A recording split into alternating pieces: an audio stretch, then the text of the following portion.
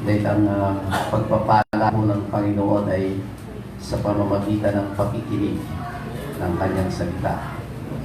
Praise God. At bago po natin tawagin ang ating mahal na pastor, awit po tayo ng isang awit. Bakit nga ba?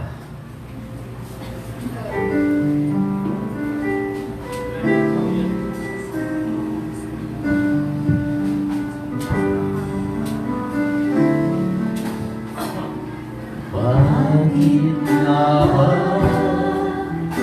pinupuri kita? Bakit nga ba sinasamba kita? Bakit nga ba pinaglilingkuran? Bakit pinasasalamatan? Bakit nga ba pinupuri kita? Bakit nga ba sinasamba kita? Bakit nga ba pinaglilingkuran? Bakit pinasasalamatan? Nais ko purihin ka, hindi dahil sa mga pagpapala. Hallelujah. Yes, Lord. Purihin ka, Lord. Jesus. Hindi dahil sa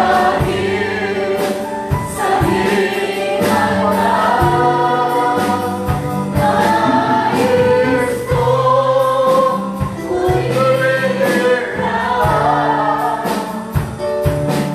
dahil sa ikaw ay ikaw. Mahal kita, O Diyos, wala nang iba.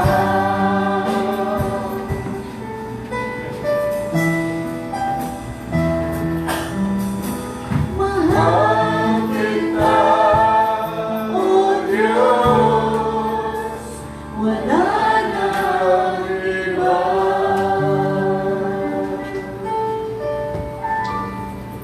Yes, Lord. Truly, Lord God, Father, as the song goes, we love you so much. Father, my Lord. Not because of anything else that you have done, hindi dahil sa mga milagro, hindi sa mga blessing, Lord, but because of who you are and what you are, Lord Jesus. Kung anong ginawa niyo sa amin, Lord Jesus, what you have done for us in these last days. Paano niyo kami tinawag, called us, mula sa putikan, Lord, na brought us to this glorious liberty. Father, for this glorious truth dito sa uling araw na ito, we truly praise, glorify, worship you. At sa umaga na ito, we pray that you just come in our midst, Lord Jesus, to speak to our hearts. Lord, the things na yung tinado, things you have kept hidden from the prudent, sa mga pantas ng mundo nito, but revealed unto babes as we learn. Kaya gawin niyo, Lord, puso namin para mga bata, para masalvo, that we may be truly converted, that we can see, Lord Jesus, yung ginagawa niyo sa amin sa uling araw na ito, in your great economy, Lord Jesus. What day we may recognize, Lord, yung araw namin na ito, at ano yung mensahe niyo sa aming araw na ito, Father, that we all may be made ready, tunay, maging ganap at handa, upang maging kaya-aya sa iyong harapan, that we will be waiting, Lord Jesus, when you come to catch your waiting bride into glory. That is our sincere prayer, Lord Jesus. Hallelujah. We ask you, Lord, to come with your great anointing, your Holy Spirit, na pahiran niyo, Lord, bawat puso, bawat tenga, Lord, na makarinig kami what your Spirit is saying unto us in this last day, Father. Bless everyone that has come. Bless our visitors, Lord Jesus. Hallelujah.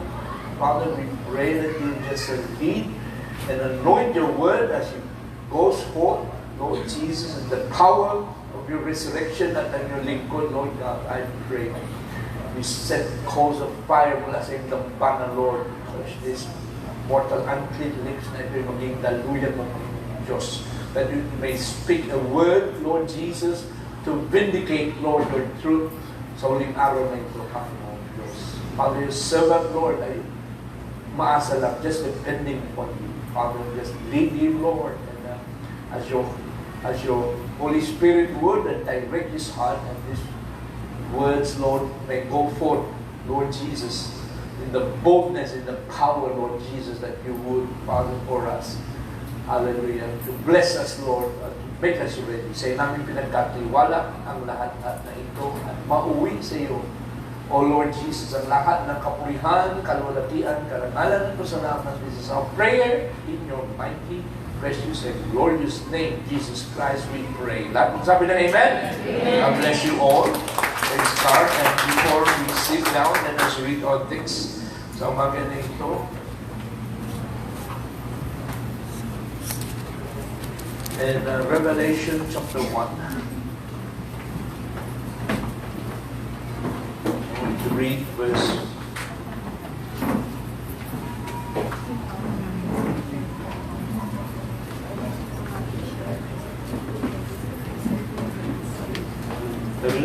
1, verse 1 up to 3.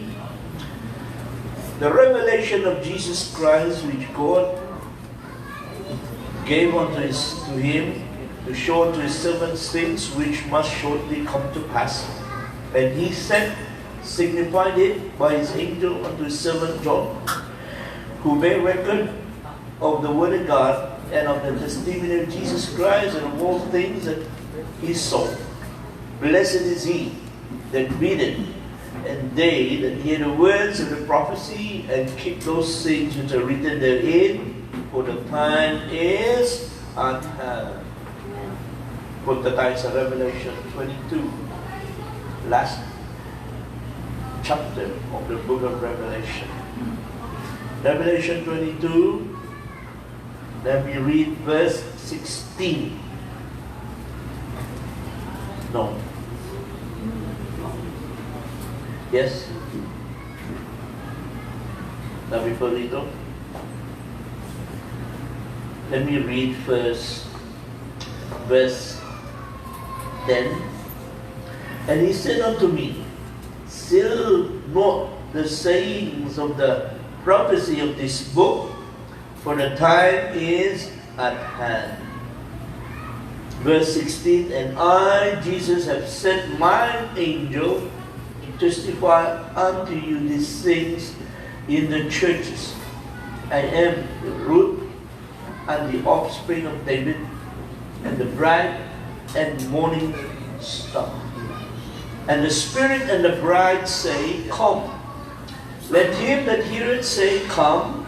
And let him that is athirst come.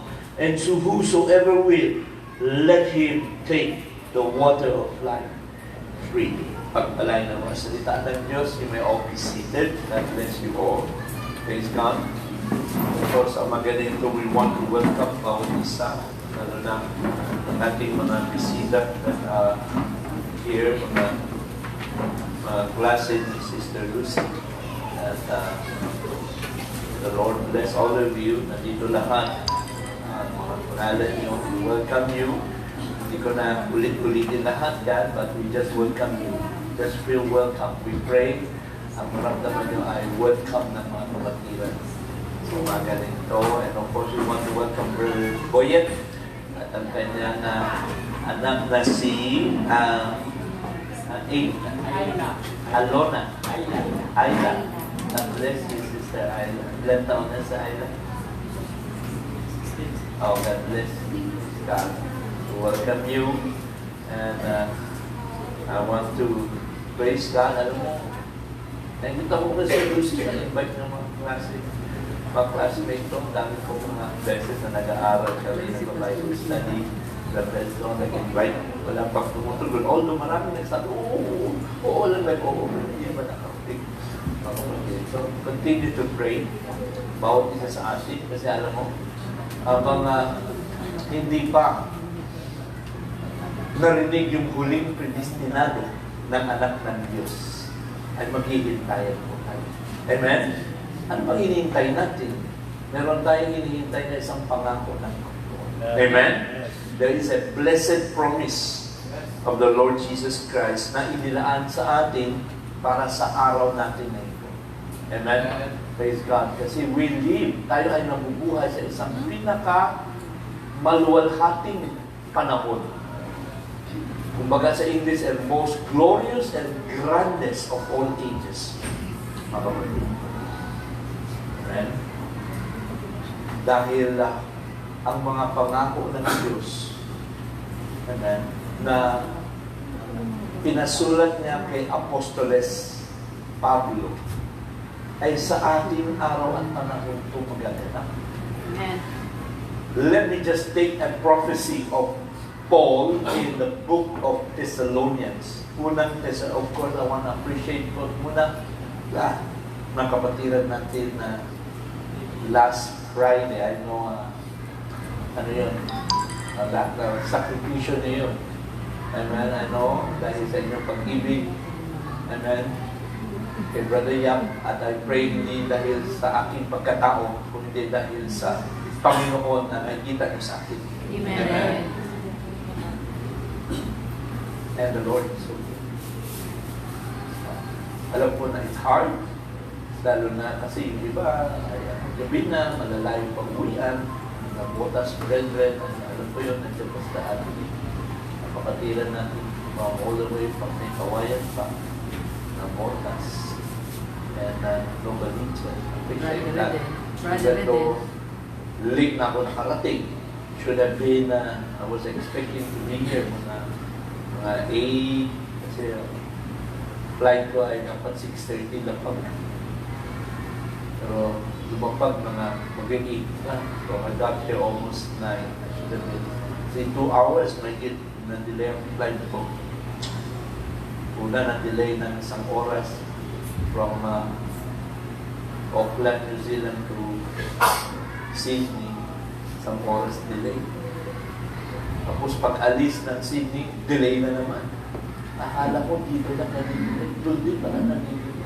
Pagdating naman ng Pilipinas, akala ko ang traffic natin sa kanila. At sa area may traffic din. Hindi makalapag-lapag ng aeroplano dahil may traffic, sabi ng piloto. Because of air traffic, ay kailangan kami umikot-ikot yung mga 20 minutes bago kami makalapag.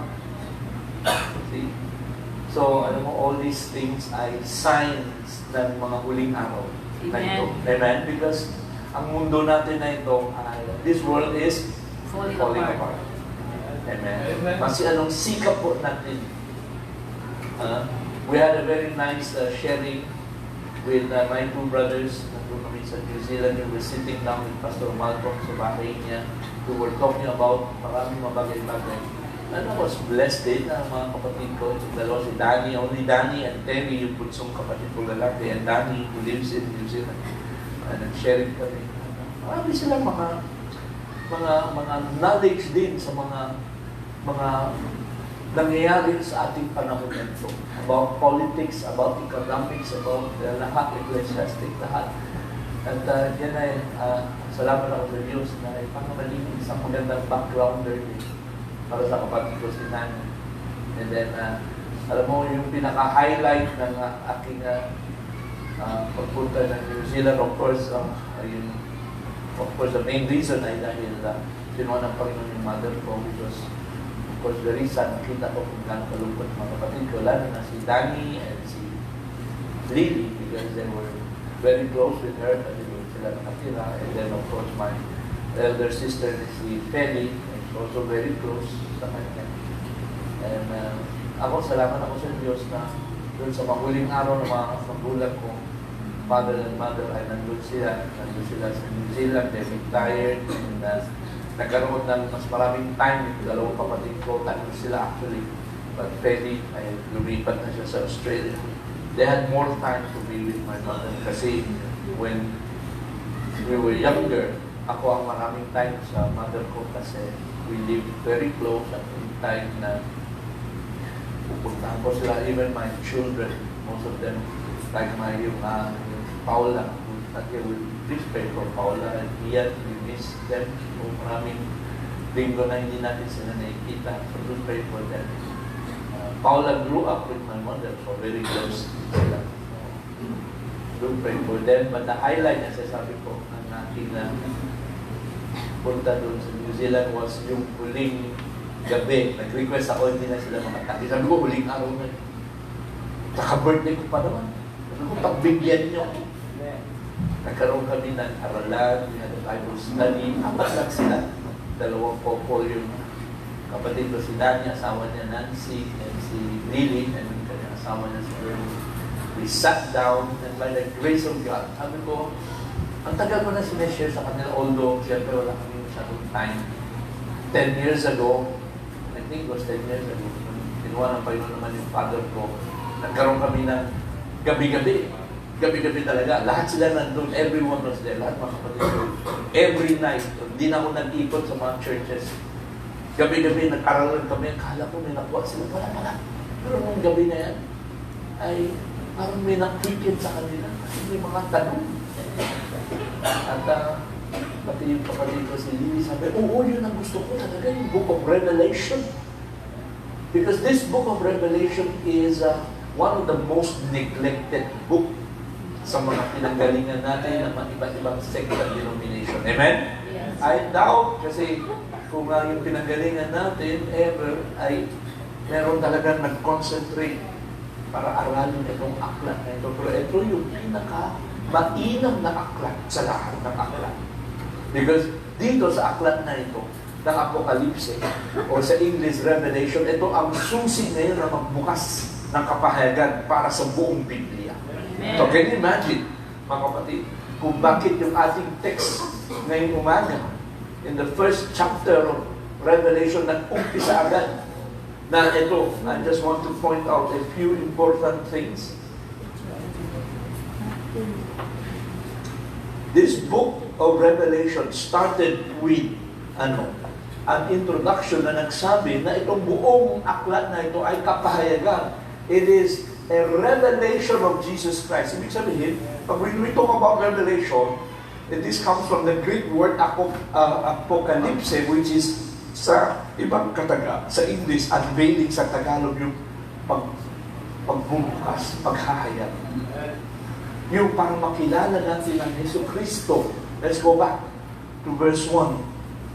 That na ang Diyos na mismo gave unto Him, okay, para ipakita sa kanyang malingkod. So remember, servants is what? Plural.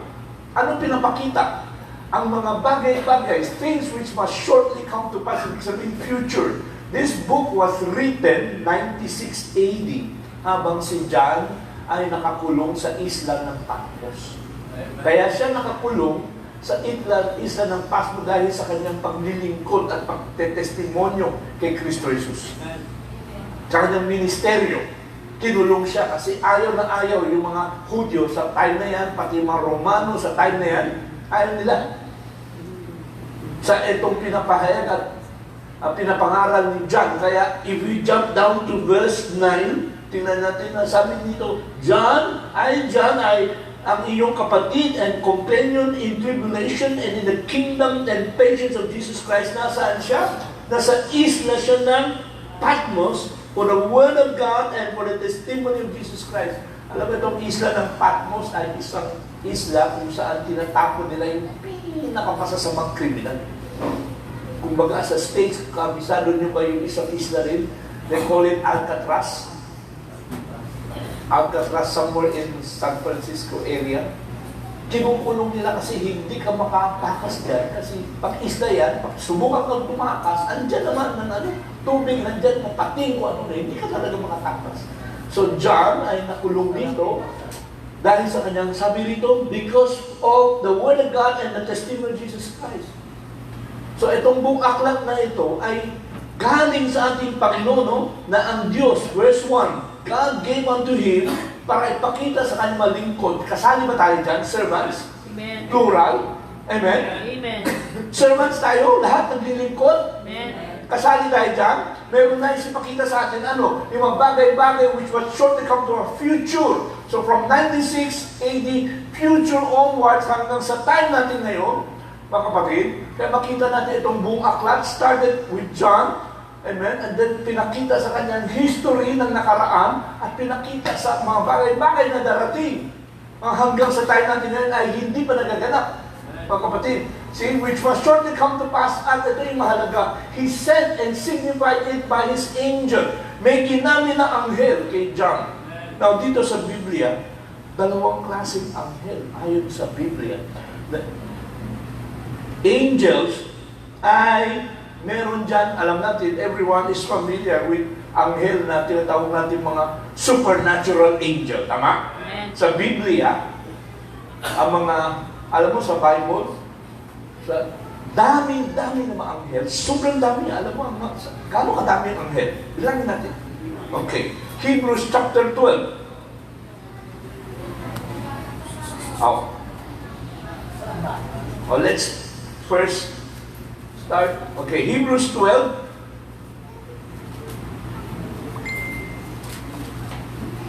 Oh, Revelation na lang kaya muna. Sandali. Revelation chapter 4, sabi dito, verse 11, ganun kadami yung anghel, ha? Okay. Sabi rito, and I beheld and I heard the voice of many angels. Ganun kadami. Round about sa paligid ng trono and the beast, sa paligid ng mga buhay na nilalang at mga elders, at yung bilang ng mga anghel ay ganun kadami. Oh, verse chapter chapter 5, wala. Chapter 5, verse 11. And sabi rito, at nung nagbibilang na si John, and the number of mga anghel na narinig niya, number of them was 10,000 times 10,000 and thousands of thousands. O, gano'ng kadami yan? Sige nga, may calculator pa kayo dyan? Bukan nyo nga, 10,000 times 10,000 times 1,000 times 1,000. Gano'ng kadami yan? Sabi ng calculator ko, error. Lumagpas. Wala nang zero. Alam niyo bakit? Kasi over in Hebrews chapter 12, kasi Pablo hindi rin nagkulang din. Kasi nagbibilang din si Pablo, Hebrews 12 sa mga anghel. At nung nagbibilang na siya, sabi niya sa verse 22, nasaan daw tayo? We have come unto Mount Zion. Ano yun? To the city of the living God, to the heavenly Jerusalem, and gaano kadami anghel? Ang innumerable. Tagalogin nyo nga, innumerable. Hindi mabilang. Mga anghel. Sa dami-dami ng anghel, mga kapatid, sabihin na lang natin, bawat between sa langit. Tingin nyo, bakit kaya hindi nagbibiguan mag-between sa langit? Alam niyo bakit? Kasi bawat between may anghel ang talaga. Yes. Amen. Amen. Sila ang pinaka-layunin nila ay para ayusin ang lahat ng kaayusan ng Diyos na nilagay doon sa cosmic ng mundo, sa taas ng mundo natin. Eh, bilangin nyo na lang mga between. Gano'ng kadami? Hindi din masila. Amen? One day, pagdating natin sa eternidad, matutunghayin nyo talaga. Totoo, hindi mabilang ang mga between. Amen? Praise God. To an innumerable, pero sa dami-dami mga anghel, alam mo sa Biblia, ilang anghel lang binigyan ng pangalan. At alam natin na may pangalan. Talagang nilagay nila ang pangalan. Meron akong alam, dalawang archangel talaga. Na talagang kilala natin. Yung dalawang archangel, yung isa nga, ginawang beer ng Pilipinas. Pinakaskat ng sino? Si San Miguel. Sa Tagalog, Saint Michael sa English. Amen? Ginawa. Yan lang ang pangalan. Amen? One of the few angels, mga apat lang ang alam kong may pangalan nakalista sa Biblia. Michael, sino pa isa? Gabriel. Amen? Yung pinadala kay Maria at kay Jose bago pinanganak si Kristo Jesus. Then may pangatlo, alam niyo kung sino? Kilala. Isaiah. Almost kapangalan Mr. Lucy. Sabi lang. Kaso maganda lang, Lucy means what? Light. Liwanag. Amen. And Lucifer means what? Light bearer. Tagapitpit ng liwanag. That's over in Isaiah 14. Tingnan natin, tama ba? 14 verse 12. Is that right? Thou hast fallen from heaven. Kaso, napakagandang sitwasyon niya sa langit. Nilaglag siya ng Diyos sa lupa. Alam niyo bakit? Kasi sa kanyang mga pumasok sa puso niya yung katampalasanan sa verse 13, iniquity ay pumasok sa kanyang puso kaya gusto niya maging mas mataas pa sa Diyos. Amen? Kaya nilaglag siya ng Panginoon. Ibig sabihin ng Lucifer, go up. Pinutin mo nga yung Lucifer. It means light bearer. Tagabigbig ng liwanag. Sa lagi-lagi ng binibigбig ng liwanag, akala niya siya may liwanag. Hindi siya liwanag. Siya ay tagabigbig lang. Kaya umakit sa ulo niya. Kaya minsan na yun ang yung mga tatlong bagay na dapat ingatan lagi natin, lalo na pag-ministro ng Diyos. Ano tatlong bagay? Popularidad. Baka umakit sa ulo natin. Tama? Pangalawa ay ano? Babae. Tama? At pangatlo ay ano? Pera. Ingat, pag-ministro ng Diyos, mga nagiging ko. Parang pinapangaralan mo ang sarili mo. At lahat mga nagiging ko sa Diyos. Pati ang lahat ng brothers that has a place in the ministry of God, mga kapatid, ay ganun ingat natin. Kasi yan ang bumagsak kay Lucifer. Ano? Yung kanyang pride, kanyang yabang, kasi gusto niya maging mas mataas sa Diyos. Amen? Nakalimutan niya, siya ay nilikha lang ng Diyos. Amen? And never forget that says lahat tayo ay ano? We are only creatures or creation. Meron isang dakilang tagapaglikha na naglikha sa atin. Amen? Amen. So here we are in this book of Revelation, mga kapatid. Hallelujah. Praise God.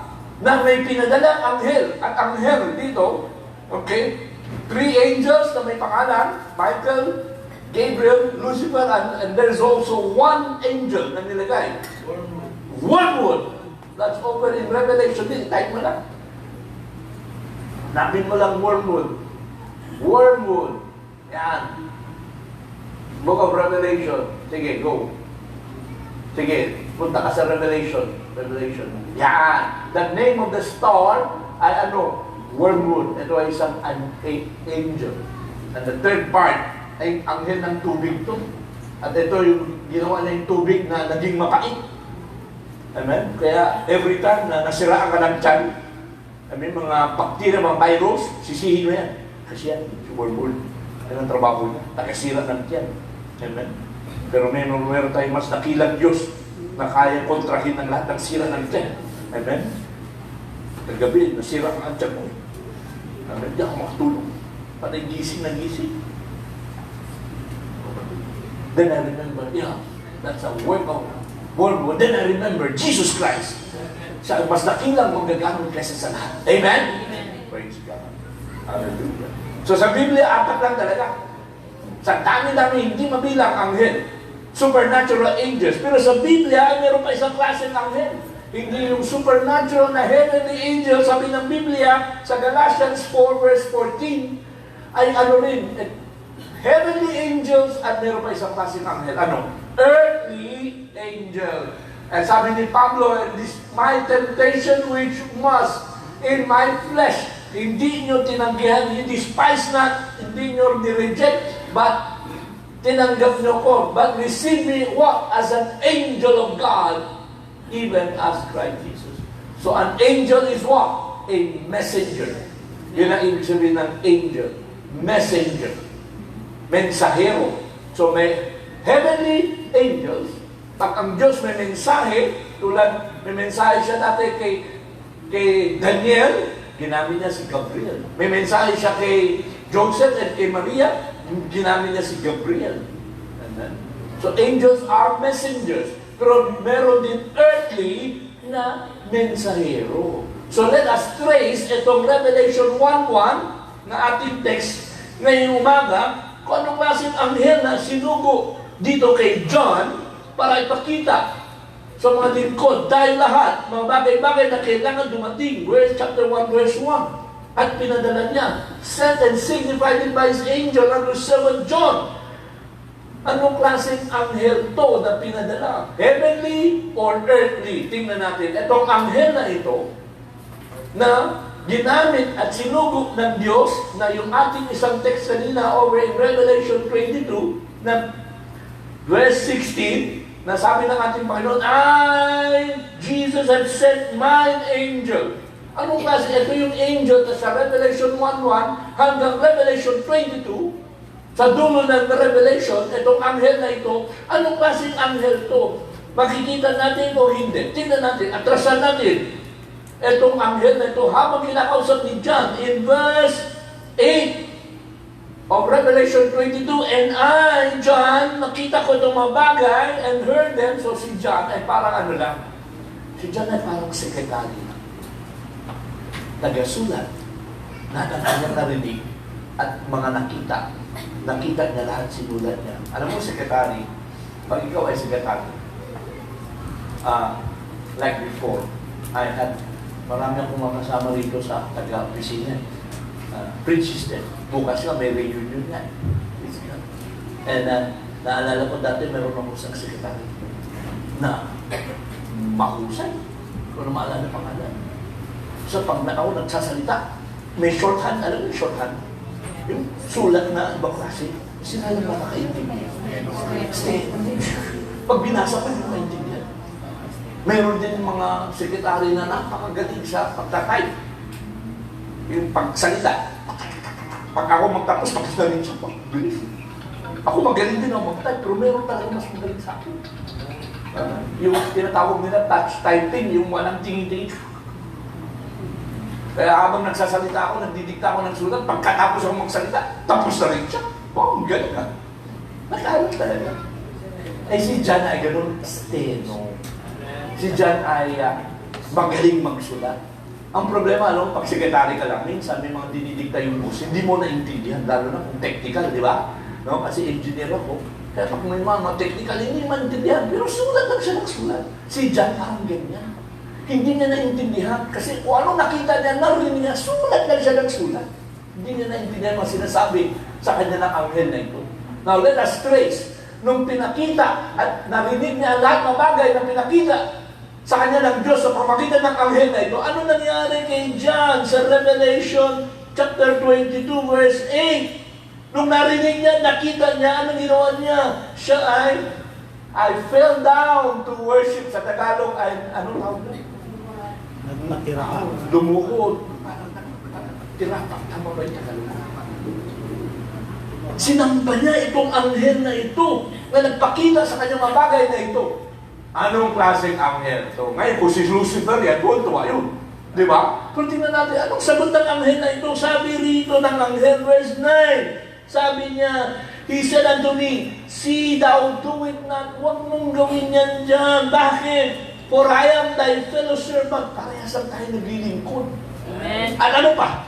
And of thy brethren, magkakapatid lang tayo. Ano? The prophet. So, maliwanag kaya sa atin, itong anghel ba ay anghel ng langit o anghel ng lupa? Anghel ng lupa. Bakit? Ang calling niya ay ano? Propeta. At kapalang sila, parehas lang sila ni John na propeta na naglilingkod sa Diyos. Kaya amen, maliwanag. So this whole book of Revelation, may ginamit ang Panginoon isang propeta. Sinugo kay John para ipakita sa kanya lahat ng bagay mahiwaga na hindi maintindihan ni John. Mga kapatid, this is an earthly angel, maliwanag, dahil nung sinamba ni John, nirebuke niya, sabi, huwag mong gawin yan. Tayo ay magkakapatid lang. Tayo ay kapwa naglilingkod para tayong propeta. Ano lang dapat gawin? Keep the sayings of this book. Worship God. Sino lang dapat sambahin natin? God. Amen. Kailangan ba natin ingatan yung aklat na ito o hindi? Amen. Ang problema, karamihan ng mga nag-profess o nag-angking, kasali ako dyan. Nung dati, nung hindi ko pa narinig itong mensahe. Kasama rin ako dyan na hindi ko naman pinibigyan halaga itong aklat. Ngayon, ang tanong, mahalaga itong aklat? Ang sabi ng anghel, ingatan, keep the sayings of this book. Ang dapat sambahin ay Diyos. Amen? So napakahalaga, yes. Balik tayo sa Revelation 1 verse 1. Amen? O verse, verse 2 and verse 3. Ito daw, si John, sabi niya, ako ay taga-record lang, secretary lang, who bear record of the Word of God and of the testimony of Jesus Christ, at lahat ng bagay na nakita niya. So si John ay tapat na skribo, o taga-sulat, o secretary. Lahat ng nakita, lahat ng narinig niya, sinulat lang niya. At itong verse 3, ito, sinabi ni John, mapalad, blessed are they, he that readeth. Mapalad daw yung nagbabasa sa aklat na ito. Amen? So minsan pa, tatanungin ko ulit sa church na ito. Sino dito nakabasa na ng buong Book of Revelation class? Sana nagtagtagan. 1, 2, 3, 4, 5, 6, 7, 8. ano? 8. Number of what? Tao na naman. Number of yung 8. Sana next time ako magtanong, lahat ng kamay ay magtaas na. Amen? Bakit? Kasi magbasa ka lang, mapalad ka na. Amen? Pero hindi pa kompleto ang blessing mo kung nagbasa ka. Kailangan ituloy mo. Anong sabi rito? Pakinggan nyo rin ang salita ng hula na ito kasi marami dito sa aklat na ito habang binabasa nyo, hindi nyo maintindihan. Garantisado ko kayo, hindi nyo maintindihan hanggang hindi nyo narinig na may nangangaral tungkol sa aklat ng hula na ito. Amen? Kasi ito yung isang aklat na punong-puno ng simbolo at punong-puno ng hiwaga. Alala ko, nung hindi ko pa nasubukan itong huling araw na mensahe, nagtangka ako magbasa na itong aklat na ito. Tapos nung binasa ko yung buong chapter 3, na may 7 sulat, 7 letters sa 7 iglesia, medyo, alam mo, nung time na yun, yung binata pa ko. At nung binasa ko pa itong aklat na ito sa chapter 3, medyo nakainom pa naman ako. Kasi, alam mo, pag nag-business ka, kailangan obligado mag-entertain ka ng mga mo, di ba? So, ang pag-uwi ko, ewan ko, anong ginawa ko? Nalidan ako ng Diyos sa basahin ng Book of Revelation. Binasa ko chapter 3. Bawat sulat, natakot ako. Sabi, bakit ako kinakausap nito? Bawat sulat, ako tinutumbok. Bawat sulat, ako nire-review. Ako pala yan. Lahat. Natakot ako, sinarado ko ulit. Kasi hindi ko naintindihan. Then, by the grace of God, dumating ang isang panahon, may ginamit din sa akin ng Panginoon. Isang kakasi ko rin. Kaya sabi ko, may utang ng kakasi ko. He's in another church na, pero ginamit siya ng Panginoon para sa akin. Alam mo, ang unang-una din nag-attract sa kanya, sabi niya, nung nasa Hong Kong siya, nagbukas siya ng dyaryo, tapos may nakita siya isang sayings. What is the original sin? Ano ba yung unang kasalanan ng ating unang Yun ang nag-attract sa kanya. Ano ba yung original sin? Nag-isip mo siya, karamihan sa atin ang alam natin, original sin, kumain si Eva ng ano? Hamon ko sa inyo, basahin yung Biblia, Revelation o Genesis to Revelation. Kung meron kayo mabasa na si Eva ay kumain ng mansanas. Kung meron kayo mabasa, bigyan mo kayo talaga ng kotse, totoong kotse. Regalo, house and lot pa, isama mo pa. Lakas ang loob mo, brother. Kaya lakas ang loob mo kasi sigurado wala kayong mabasa. Amen? Na si Eva ay kumain ng mansanas. Ikaw hindi mansanas. Ano yung kinain literal? Ito yung nag-attract sa classmate ko. Tapos meron dyan na parang sulat. Kung saan ka magsulat, nagsulat siya. Sakto. Ang sinulatan niya ay at tinuro siya doon sa Binondo, doon sa naging pastor ko rin sa Binondo. Pastor Villagon sa God bless his soul. Pinuha na siya ng Panginoon. Pero ginamit ng Panginoon yung classmate ko at nakita at inintroduce sa akin itong mensahe na ito. At sabi ko, una talaga, alam mo, nung pinapakinggan itong mensahe na ito sa propeta, ang laki ng Kristo. Totoo kaya may propeta sa huling araw na ito. Sabi ng Biblia, mag-ingat daw tayo saan? Sa mga bulaang propeta. Kaya nagtakot ako, sabi ko, baka bulaan ito. Delikado. Kaya ginawa ko, inusisa ko muna ang lahat ng mensahe ng propeta na ito. Binasa ko yung buhay niya. Binasa ko yung ilang mga mensahe niya. Hindi ko pa lahat, ilan lang. Mga kapatid, anong binabasa ko? Una, nung binasa ko ang buhay niya, ay, kinunbig ang puso ko. Sabi ko, baka totoong propeta. Ngayon, kung totoong propeta, di dapat yung mensahe niya totoo rin, di ba? Di ba? So, binasa ko yung mensahe niya. Ang unang ang mindset ko, habang binabasa ko itong mensahe ng propeta, ang hinahanap ko ay butas at mali. Yan ang hinahanap ko, di ba? Human nature yan eh. Kasi kung nag-isip ka, nabulaan, siyempre, hanapin mo yung mali. So, hinahanap ko yung mali. Ang dami mo binasa. Pagkatapos sa binasa lahat, hindi naman lahat kasi forgive me. Hindi ko nababasa pala lahat. Yung mahigit 1,100 na mensahe ng propeta na ito, ang nabasa ko lang siguro mga 300-400. Halos lahat ng message after na binuksan ng selyo, 1963, yung 7 tatak, halos na lahat nabasa ko lang. Pero yung before 63, hindi ko pa nababasa lahat. So habang binabasa ko, ang nahanap ko, mindset ko, hanapin yung mali.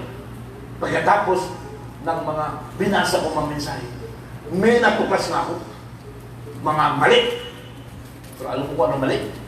Mali ko pala sa unawa ng Biblia. Yun ang natukas ko. Dami kong mali sa unawa sa Biblia. At binigyan ako ng grace ng Panginoon na ma-recognize ko etong anghel na pinadala kay John para isulat itong aklat na ito, mga kapatid. At sabi lang, hindi lang mapalad magbasa, ano pa? Mapalad pakinggan ang salita ng hula na kaya ngayong umaga, lahat ng babasahin ko sa inyo, halos ay galing dito sa aklat ng Apocalypse.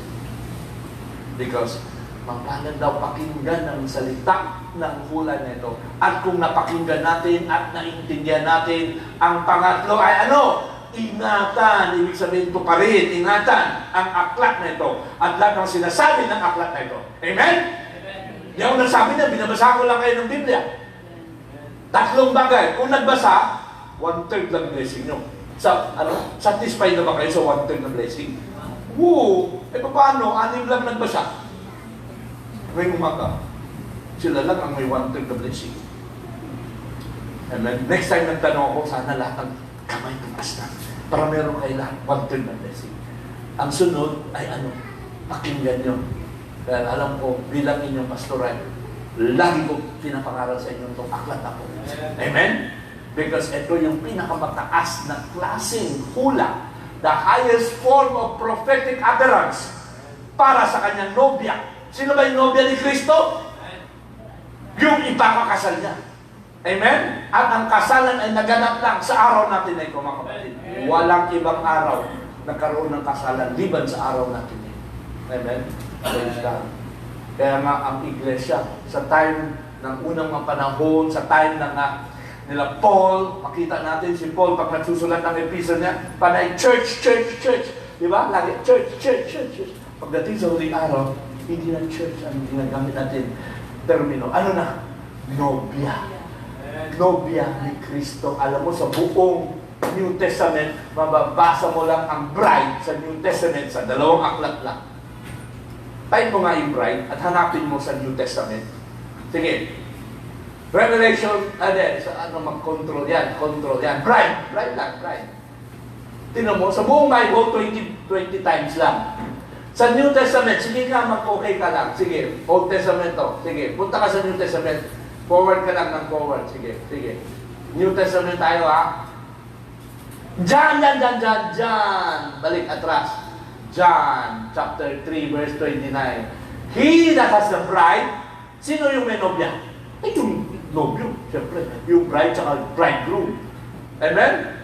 Pero merong kaibigan ba yung bridegroom? Meron. The friend of the bridegroom. Alam mo kung pagka sa kasalan, ano tawag dyan? Best man. Kaibigan ng bridegroom ay na nakatayo sa tabi, pinapakinggan ng bridegroom, galak na galak. Dahil sa sa tinig ng bridegroom. Sino ito? Ito ay si John. Amen? Ito daw ang kagalakaw ko natupad. Ang problema kay John, akala niya may kasalan. Ang problema na udlot ang kasalan. Kaya hindi niya natupad. Hanggang nakastandby lang siya, nakatingin-tingin, hindi naman natuloy pala ang kasalan. Mga kapatid, kasalan niya bakit? Kaya hindi natuloy ang kasalan. Kasi itong nobya na ito, na tinubos ni Kristo 2,000 years ago. Mga kapatid, ano nangyari sa nobya na ito? Nung tumakbo ang panahon, unang panahon pa lang, panahon ng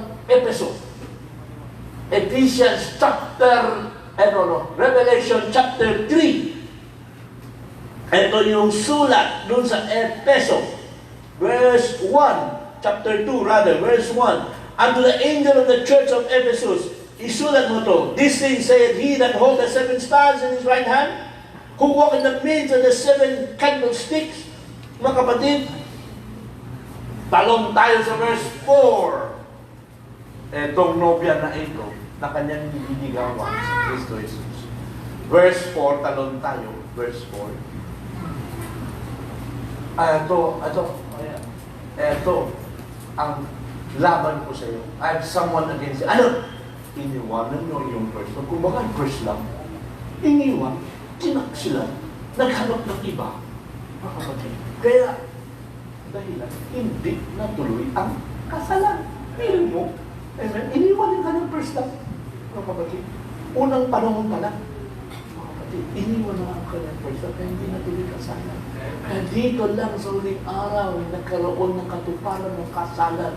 Tayo ay nabubuhay sa isang pinakamaluwalhating panahon kung saan si Kristo bilang nobyo, bridegroom, pinapakasalan niya ngayon ang nobya. Kasi the next verse, mabasa mo kung saan ang bride ay nasa ano na, Book of Revelation na.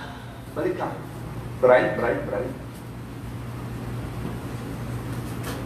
Yan. Okay. Arrow forward. Hindi arrow. Yan. Sige, next. Kasi ayan. Chapter 18. The voice of the bridegroom and of the bride. Okay, chapter 18. Meron pa isa. I think, okay. And as John saw the holy city, New Jerusalem, coming down from God out of the heaven, prepared as a bride, adorned for her husband. Meron pa isa, ikaw na nagtawan. Yan, I will show thee the bride. Sino itong bride? Ito yung asawa ng kordero. Kasi ating panahon, mga kapatid, yung termino na church ay iniiwanan na natin kasi ito yung unang ginagamit termino ng lahat hanggang sa huling araw na ito.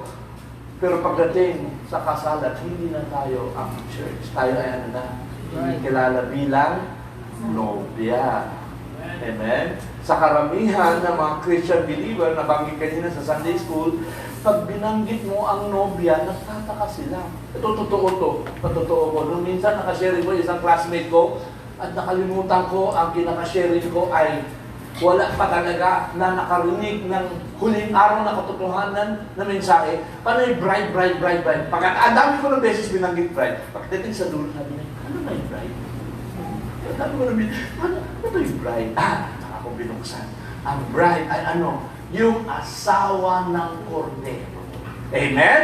At ang bilin sa atin, Revelation 19, bilang asawa ng kordero, verse 8, verse 7, nakit mo konti, let us be glad. Bakit tayo maging masaya at magalak? Bakit? At bigyan karangalan siya. Give honor to Him. Bakit? Kaya dumating na ang kasalan ng kordero. Amen? At meron tayo gagawin bilang asawa niya. Meron o wala? Amen. His wife has made herself ready. Amen. Sa huling araw na ito, yan lang ang bilin sa atin. Kailangan tayo maging handa, karapat-dapat, kaya-aya sa kanyang harapan, karapat-dapat sa kasalan na ito. Amen? Praise God. We must be worthy, we must be ready. At kung handa tayo, alam mo, siyempre kung kasalan, dapat may damit Gamit pang kasal. Alam ka naman, pupunta ka sa kasalan at ang susuotin mo ay yung mga ordinaryong damit mo. O yung damit na sila-sila. Alam nga, pupunta ka sa kasalan na hindi ka man naligo at hindi ka man nagbihis. Talaga pagkasalan talaga, naalala ko yung kinikwento ko lagi sa inyo, yung aking isang anak na, yung mga iba nakarating, yung anak ko na medyo, describe ko, medyo hindi naman maarte, pero meticuloso na siya. Bilang isang taon niya, pinlano ang kanyang kasal, isang taon. Yung naghanap lang ng yung naawa ko tuloy sa kanyang asawa ngayon, si Paul, kung saan-saan sila nagpupunta. Sa lahat, sobrang meticulous. Sobrang meticulous. Amen? Talagang hinanda niya talaga maging project. Kasal lang ng mundo na yun. Ano pa kaya kasal? Amen. Higit ba tayo dapat maging meticuloso? Amen. Higit ba tayo dapat maging maingat? Amen. Amen? Kasi ang damit pangkasal, kung nakasuot ka na ng damit pangkasal, karamihan damit pangkasal, anong kulay? Right. Puti. At pag puti ang suot mo damit pangkasal, titiyakin mo na hindi ka Ephesians chapter 5. By the grace of God, tingnan natin. Pag nakadamit pangkasal ka na, sabi dito, ito ang gusto ng ating Panginoon na i-present sa kanyang sarili. Verse 27, upang ma-present sa kanyang sarili isang glorious na iglesia na walang spot, Tagalog. Walang kulubot. Wala anuman bagay, kundi maging banal at walang kapintasan. Amen? Kaya kung nakadamit pangkasal ka, maingat ka, dapat hindi. Amen. Maingat ka sa lahat ng kilos mo. Amen, di ba? Yung mga di ba, pagdating sa kasalan, kaya lagi, pag may kasalan akong kinakasal, lagi ko sabi ko, ikaw, sister, na maid of honor, lagi ka nandiyan dyan sa tabi mo ng bride. Kasi bakit? Ikaw ang assistant eh. Di ba? Ingatan ng damit para hindi makulubot, hindi masalit. Di ba? Assistant. Pero, kung lagi ka ng assistant, hindi ka dumating sa kasalan. Di ba napakasapat? Lagi kang bridesmaid, lagi kang maid of honor, tapos hindi ka naman dumating sa kasalan. Tama? Di ba? Napakalungkot naman yan. Kaya panahon na, huwag na tayo maging bridesmaid at maid of honor. Maging bride na tayo mismo. Amen? Dapat tayo ang kinakasal ngayon kay Kristo Jesus. At maging handa tayo dahil napakalapit na. Amen? Kaya ang Panginoon, hinahanda tayo. At itong huling araw na ito, back to Revelation 19, kanina. Balik mo lang. Back. Revelation 19:8. Binigyan sa kanya tayo yun na isang napakainam na damit. Linen, fine linen, clean and white. Ano ba ito? Ang fine linen, yun ang katwiran ng mga banal. Tandaan natin ang katwiran na hindi ating katwiran. Sabi ni Paul sa isa pang talata, hindi sarili nating katwiran, kundi katwiran ng Panginoon na binigay sa atin. Amen? Amen. Mga kapatid, kung ating mabasa sa Biblia, alam mo, ito rin mahirap. Pag tayo minsan, sobra tayong aral, sobra tayong matalino. Pag nabasa na natin ang Bible, pag may sinag-share sa iyo, ito din dati parang attitude ko rin. Kasi, parang pinagyayabang ko, matalino ako. Kaya nga pagdating sa mga high school, college, ayaw ko talaga kumopya. Talaga nagsusunog ko ng pilay. Lalo na, alam mo, engineering, napakahirap ng mga paksa na ito, nasakit. Ayaw ko talaga magkopya kasi oras na nagkopya ka, parang inaamin mo na bobo ka. Tama? Nang taga-kopya. Yung mga ibang classmate ko barkada, ay wala problema sa kanila. Gusto lang sila mangopya. Sige, ako naman, tuwa ka, nagpapakopya ko sa pero sabihin sa sobrang sarili natin talino. Pag dumating na sa atin yung katotohanan, sinisikap natin unawain sa ating sarili katwiran. Amen? Kaya ano nangyari? Ang kapatid, ang nangyari, sarili natin katwiran ang paiiran natin. Sarili natin talino ang paiiran natin. Ay yung sarili natin katwiran, ano lang sa harapan ng Diyos. Ano sabi ni Haring David sa Salmo, ang ating sariling katwiran ay parang parang maruming basahan, filthy rags lang. Kaalisin na natin ang ating sariling katwiran dahil ang binigay sa atin ay katwiran mismo ng ating Panginoon. Amen? So na-establish na natin ngayong umaga na itong lingkod, itong anghel na pinadala kay John ay isang anghel ng lupa. Ang calling niya, opisina niya ay propeta, maliwanag? Maliwanag, propeta. Alam niyo bakit propeta? Kasi itong buong aklat ng Apokalipse ay aklat ng symbol, aklat ng hiwaga. Amen? Kaya kaya nahamon ko sa inyo talaga sikapin yung basahin itong aklat ng Revelation Pag nabasa niyo na, I'm sure marami kayong mababasa na hindi niyo maintindihan. Liban na sundan nyo ang mensahe na ito na pinadala ng Diyos sa atin sa uling araw sa pamamagitan ng kanyang pinatunayan, vindicated na propeta. Hindi natin tinataas ang propeta, mga kapatid. Sabi ng propeta mismo, sabi ng kanya mismo, ako dyan, huwag mong ako sambalin. Tayo, pareho sa... Pero ilagay natin ang propeta sa tamang kalalagyan niya. Amen? Amen. He that honoreth a prophet, lagay mo lang honor. Yan. Prophet.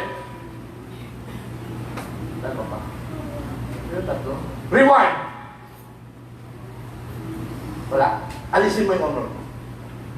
Reward na lang. Reward. Sige. Balik. Reward.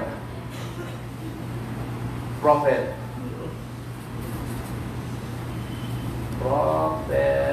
Yan. He that receive a prophet. Pagtanggapin mo yung propeta. Ano bang matatanggap natin? Sa pangalan ng propeta na ito, shall receive ano? Tatanggapin nyo ay gantimpala ng propeta. Amen? Amen. Kaya nga, hindi naman natin tinataas itong propeta. Nakapatid, siya ay tao lang. Nagkakamali. Pero oras na siya'y pinahiran na ng Diyos at ang bibig niya ay nagsabi, thus saith the Lord. Ito sabi ng Panginoon, meron pa bang chance o pagkakataon na magkamali siya? Ay, hindi na tao nagsasalita. Amen? Diyos na nagsasalita. Thus saith the Lord. Panginoon nagsasalita. Yan ang lumalabas sa bibig ng isang tunay ng propeta. Kaya mabasa natin sa Biblia, ang propeta lagi ay may kalakim na ano? Thus saith the Lord. Pakitain mo lang, thus saith the Lord. Ilang beses natin mabasa. Thus saith the Lord. 413 na beses. Alam mo kung sino na nagsasalita? 10 lang. Pagayin mo na. Ito. Sino ang nagsalita dito sa Exodus? Si Moses. Sunod. Hindi na wala naman Moses pa rin.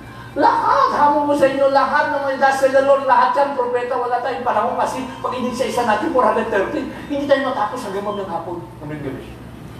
Tama? Kaya, patunayan ko lang sa inyo, ang may dalang dasal na Lord ay ano lagi, propeta lang. Kasi sila ang ano, bibig ng Diyos. Amen? Yung buong Biblia, mula Genesis hanggang Apocalypse, anong ginamit ng Diyos para isulat ang kanyang salita? Propeta lahat. Yung unang 5 aklat, Genesis, Exodus, Leviticus, Numbers, Deuteronomy. Sino nagsulat? Pentateuch? Moses. Ano siya? Propeta. Lahat. Lahat. Mabasa natin. Oh, okay. Salmo. Sino? David. Propeta. Okay. Isaiah. O, propeta. O, Habakkuk. Propeta. John. Propeta. O, Revelation. Propeta. Lahat propeta. Genesis to Revelation, ang ginamit lang ng Diyos ay ano? Propeta. Ngayon kung propeta, ginamit ng Diyos para isulat ang lahat, pati mga lihim, pati mga hiwaga, pati mga talinhaga, pati mga misteryo. Anong gagamitin ng Diyos para ihayag niyan? Amos 3:7. Isa lang paraan ang ginagamit ng Diyos para ihayag. Amos 3:7. Surely the Lord will do nothing. Kundi ano? Ihahayag lang kanyang lihim. Saan? Sa kanyang lingkod na ano? Propeta na. Ito ang problema ngayon ni Brother Yap. Hindi ako propeta. Amen? Ako, at the most, is a pastor, teacher. I do a lot of teaching. Pero propeta.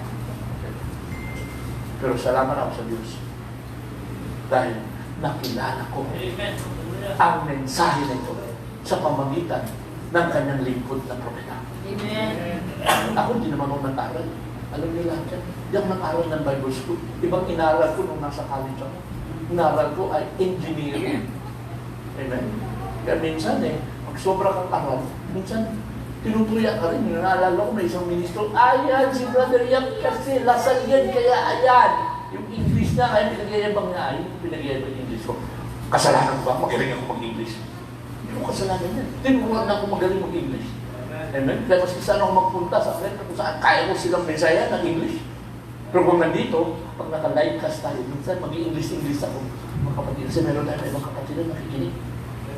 Hindi mo nung understand. Tagalog natin. Right? We're doing live casting ngayon.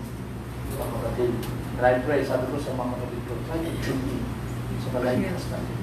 Higit pa, marinig nila ang huling araw na hula nito. And hear the words of this prophecy. Pag kayo magbasa, tupad o pakinggan at tuparin ay kompleto ang blessing.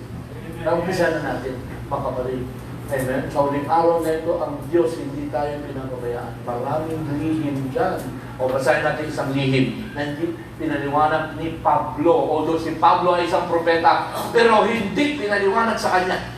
Mga kapatid, hindi pinahintulo ng Diyos ipaliwanag niya. Una Thessalonica, chapter 4. Let us start with verse 13. 1 Thessalonians 4:13. Ito ay para sa araw natin. Ito, mga kapatid. This is for our day. I would not have you be ignorant. Huwag kayo maging ignorant, mga kapatid. Sabi ni Pablo, patungkol doon sa mga natutulog, ang tulog dito ay hindi literal na tulog na gagawin natin mamayang gabi. Pag-uwi natin.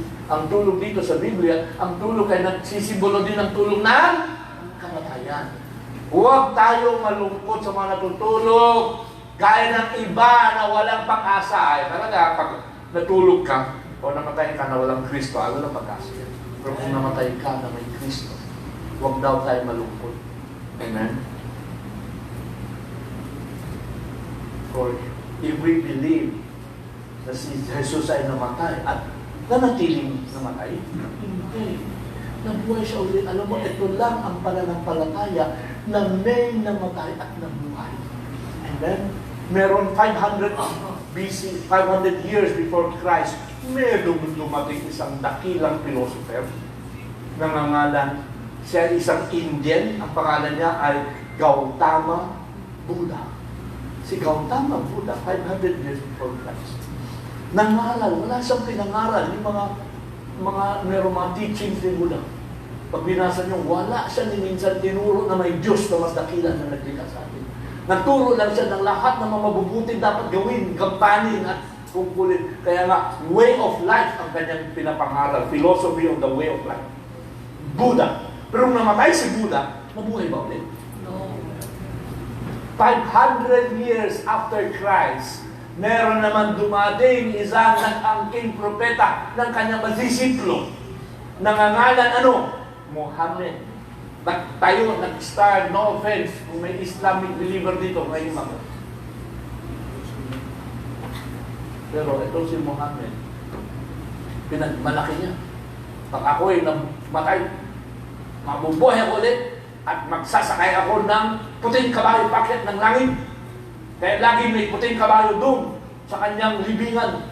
Ang tanong, ilan kabayo na inilagay nila at pinagpapalit dahil ang kabayo na mamatay. Pero hindi pa siya bumabangon hanggang ngayon. Amen. So, namatay siya, hindi rin na-resurrect. Pero si Kristo, bago pa siya namatay, naghula na at nagsabi na, sirain mo, gibain mo ng templo na ito, 3 araw. Yes. Amen. 3 araw lang siya sa libingan. Hindi nga siya nagkaroon ng sariling libingan. Amen? Right. Naghiram lang siya ng libingan. Kaya sabi niya, Joseph of Arimathea, pahiram na lang libingan. Bakit? Sabi ng taka, bakit? Kasi susuli ko rin. Saan nakita na may tao na naghiram ng libingan? Wala. Isusuli niya kasi bakit? Alam niya na hindi niya kailangan ng matagal. 3 araw walang hihiramin. Amen? Amen. That is Jesus, the Christ, the Son of the living God, na siya mismo ang Diyos na bumaba sa anyo ng tao. Amen? At binigay niya yung buhay niya para tayo ay tubusin. Amen. At dito sa huling araw na ito ay may isang hiwaga ulit na sabi ni Pablo, kung tayo nanampalataya si Kristo na matay, na ganun din ang gagawin niya sa mga natutulog kay Jesus, ang gagawin ng Diyos. Isasama sa ibalik dito at ito ang sinasabi ko sa inyo sa pamagitan ng salita ng Diyos, tayo mga buhay at nanatiling buhay hanggang sa pagbabalik ng ating Panginoon, hindi tayo makapagpipigil sa mga natutulog. Amen? Bakit? Kasi pagbaba ng ating Panginoon ay ano? The Lord Himself shall descend from heaven, 3 bagay, with a shout, with the voice of the archangel, and with the throne of God, at pagkatapos ano mangyari, the dead in Christ shall rise first. At tayo mga nabuhay. Then we which are alive and remain. kung tayo naabutan natin buhay, ang pagbabalik ng ating Panginoon, ano mangyayari? Alam mo naman, patayin ka muna ng Panginoon at buhay ka. Pag ikaw ay naabutan mong buhay ang pagbabalik ni Kristo, sabi ko sa inyo, tayo na ang pinakamatagal na henerasyon. Amen. Bakit? Ito yung henerasyon na pwedeng hindi ka makatikim ng kamatayan pag Amen. naabutan mong buhay ang pagbabalik ng ating Amen. Panginoon. Amen? Amen.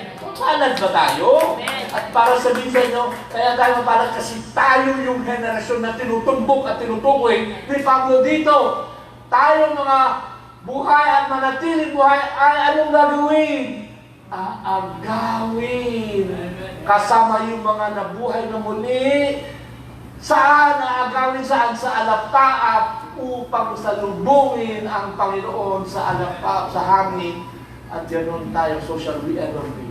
So, ito ay meron isang hiwaga na meron isang mapalad na henerasyon na makaabot sa kalawang pagbabalik ni Kristo Jesus na pwede hindi makatikim ng kamatayan. Pwede ba yan? Amen. Pwede. Dahil ang Biblia mismo ay nagbigay sa atin ng mga halimbawa sa lumang tipan. At least 2 halimbawa binigay sa atin sa 2 propeta na pinakita ng Diyos sa atin na hindi nakatikim ng kamatayan. Sino? Si Enoch. Ikapito mula kay Adan. Pakitahan mo lang. Enoch. Tapos lagay mo 7. Ikapito. TH. Okay. Sige. Okay na. And Enoch also. The 7 from Adam. Naghula. Tungkol saan? Bino mo si Enoch na buhay. How many? Almost siguro si Noah mga 2,000 years before Christ. Adam 4,000. So Enoch siguro mga nasa 5,000 years. For 3,000 years BC. Okay, naghula. So that was around mga 5,000 years ago. Naghula. Nakita niya ang pagdating ng Panginoon na kasama ang 10,000 higit na mga banal. Amen? Tayo ba yun? Pagdating ng Panginoon, kasama tayo dyan. Si Enoch, nakita niya pagbabalik ng Panginoon, kasama tayo. Enoch na 7 from Adam. Ibig sabihin, may 7 salin lahi mula kay Adan, amen, hanggang kay Enoch, ikapito. Ito yung hindi nakatikim ng kamatayan. Next quote, tingnan natin. Ito ba yun? Okay, next quote. Balik ka sa Genesis. May Enoch. Alisin mo lang yung 7. Alisin mo lang yung 7. Alisin mo lang. Alisin mo lang 7. Tingnan natin. Enoch lang. 19. Enoch. Ay, alam mo sa Biblia, 2 Enoch. Yung isang Enoch sa linahi ni Cain. Ito yung impersonator. Meron isang Enoch talaga na Sige, next quote. Genesis 5. Ito yung salin-lahi ni Adan. Genesis 4, salin-lahi ni Cain. So, Genesis 4, generation of Cain. Genesis 5, generation of Adam. Magtaka na tayo. Doon ka lang, magtaka na. Bakit hiniwalay ng Diyos ang 2 salin-lahi? Bakit nakahiwalay ang generation? Ano ba talaga yung original sin? Si Enoch ba ay anak ni Adan? Question. Anak kaya ni Adan? Basahan niyo ko sa Biblia. Kung meron tayo mabasa, si Enoch ay anak ni Adan. Si Cain ay anak ni Adan. Ay mabasa. Kaninong anak siya? Type mo lang. Cain. Wicked one. Type mo lang. Wicked one. Wicked. One. Wicked. CK. Yeah, one. Isa lang ang wicked one ang alam mo sa Biblia. Sino? Sino yung wicked one? Satanas. Tama. Kaninong anak daw? Cain, who was of the wicked one. Kanino daw galing si Cain? Maliwanag, Biblia nagpatotoo. Hindi siya galing kay Adan. Alam nga si Adan ang gawin natin wicked one. Payag pa kayo? Si Adan ang wicked one? Ay, hindi ako mapayag. Mas tinahulong ating unang magulang si Adan at nagkasala. Hindi ako mapayag na si Adan ay wicked one. Alam mo bakit? Si anak ay Si Adan ay Pakita mo lang Adan. Adam. Control 3. Adam, son of God. Isang talata? Oo, dalawang talata. Sige. Adam, which was the son of God. So, maliwanag, hindi yan wicked one. Tama? Next quote. Next verse. Sige. Wala na. Okay. So, maliwanag na si Adan ay hindi siya yung wicked one. Siya yung anak ng Diyos. Amen. Lahat tayo ay galing kay Adan. Although nahulog tayo. Pero si Cain, wala tayong mabasa. Galing kay Adan. Kanino galing? Ayan, sikreto na naman yan. Iwaga. Sa mga iba, alam nila. Pero sa mga baguhan, ay, mag-isip na kayo, kumain kayo talaga naman sanas. Wala tayong mabasa ng sanas. Kanino kaya anak si Cain? Pati, sabi dyan, is of the wicked one. Amen? Kung hindi galing kay Adan, sino kaya tatay niya? Nanay niya, maliwanag, tayo. Alam ko, si Eva ang nanay niya. Kung yung tatay niya. At sino inandaya kay Eva? Serpente. Ano kaya klaseng hayop yung serpente? Mag-isip-isip din tayo. See? So lahat na itong mga hiwaga na ito, mga sikreto, malihit, balik tayo sa 1 Thessalonians chapter 4, kanina, verse 16 na, si Pablo hindi nagpaliwanag. Ano ba yung shout? Ano ba yung voice? Ano ba yung trump of God? Para tayo ay makasama saan? Sabi ng verse 17, and we which are alive and remain shall be caught up. Alam mo sa Biblia, wala na mabasa ng karamihan natin na rinig sa lahat ng mga ibang churches. Theological term na ano? Rapture. Wala tayong mabasa ng rapture. Ayaw maniwala ka, type mo nga rapture kung may malalim sa rapture. Sa Bible. Wala na mabasa ng rapture sa Bible. Pero pinapangaral ng lahat. Halos mga naniniwala dito sa huling araw ng ikalawang pagbabalik ni Kristo ay meron. Meron ba? Zero. So wala sa Biblia ang rapture. Ibig lang sabihin ng rapture ay sobra-sobrang kagalakan. Hanapin niyo sa dictionary. Webster, Thesaurus, whatever. Ang ibig sabihin ng rapture, exceeding sobrang kagalakan. Pero sa Biblia, ang mababasa natin ay, sabi ni Pablo, balik ka doon sa Thessalonica, caught up, gawin tayong buhay. Amen? Mapalad ba? Maagaw tayo ng buhay. Amen? Na hindi tayo kailangan makatikim ng kamatayan. Pero may sikreto din. May shout, may voice of the archangel, and may trump of God. Tatlong bagay na hindi pinaliwanag ni Pablo. Alam niyo bakit? Kasi hindi ministry niya ipaliwanag yan. Ang ministry na ipapaliwanag niyan ay inatang sa huling araw na anghel na ginamit ng Diyos kay John. Sabi ng Revelation 1, verse 3, may dadating takdang panahon. The time is at hand na itong aklat, itong hula na ito, mabubuksan. Balik, punta tayo sa Revelation 22. Okay. Nung sinasabi na kay John, okay, na ako ay, huwag mo kong sambahin, verse 9, tayo kapwa maglilingkod lang, kapatiran tayo, pareho tayong propeta, ingatan ang salita ng aklat na ito, at Diyos lang sambahin. Verse 10, ano sabi? He said unto me, seal na. Ibig sabihin, huwag mo na iselyo. Ibig sabihin, buksan mo na. Dadating ang takdang panahon, seal not the sayings of the prophecy of this book. Bakit? Dadating din ang takdang panahon. The time is at hand. May dadating ang takdang panahon na itong aklat na nakabalumbon. Sa Revelation chapter 5, meron nakita si John, isang aklat na nakabalumbon. Sabi dito, at nung nakahanap, verse 1, nakita ni John sa kanang kamay, sa nakaupo ng luklukan, there is a book written within, and on the backside, sellado, sealed with 7 seals. Naghahanap, verse 2, the strong angel, naghahanap, who is worthy para buksan, to open the book, at kalaga ng maselo na ito, at walang makitang tao sa langit. No man in heaven. Wala rin makita sa lupa. At sa sobrang desperate, pati sa ilalim ng lupa, naghanap pa. kung sino pwede magbukas ng aklat o silipin man na ito.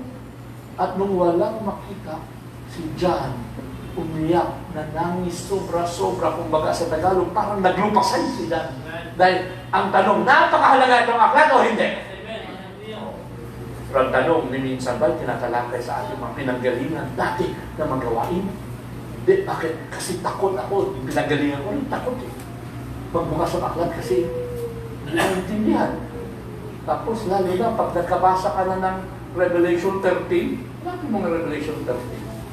At pag nabasa mo ito, Revelation 13 verse 1, nakita ni John mula sa alamog, meron isang halima umahon na may 7 ulo at 10 sungal, at sa kanyang ulo may 10 korona, at sa ulo niya ay nakasulat ang pangalan ng mamumusog, at ang hayop na ito parang leopardo, paa parang usog, bibig parang leon, at ang dragon nagbigay sa kanyang kapangyarihan, at ang kanyang upuan at dakilang otoridad. Alam mo, nung unang nabasa ko ito, sinarado ko agad, nakatakot ako.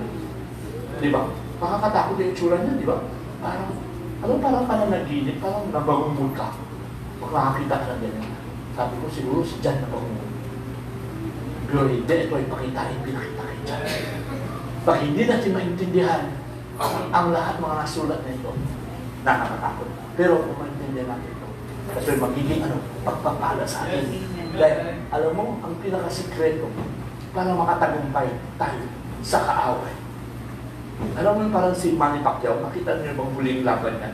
Ang buong Pilipinas, kasi sabi nga nung nandun kami kay Pastor Malcolm, nagkwentuhan kami, napunta kay Manny Pacquiao, sabi, oo nga, sabi ng kapatid ko, alam mo, sabi ng balita sa Pilipinas, basta pag may laban si Pacquiao walang krimen, lahat ng tao, tahimik, pangpayama, lahat nanonood walang gulo, walang ingay, walang, di ba?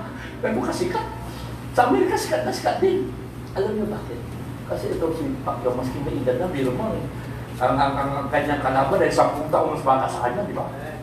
Mas malaki pa, mas mahaba. Alam niyo bakit sikreto?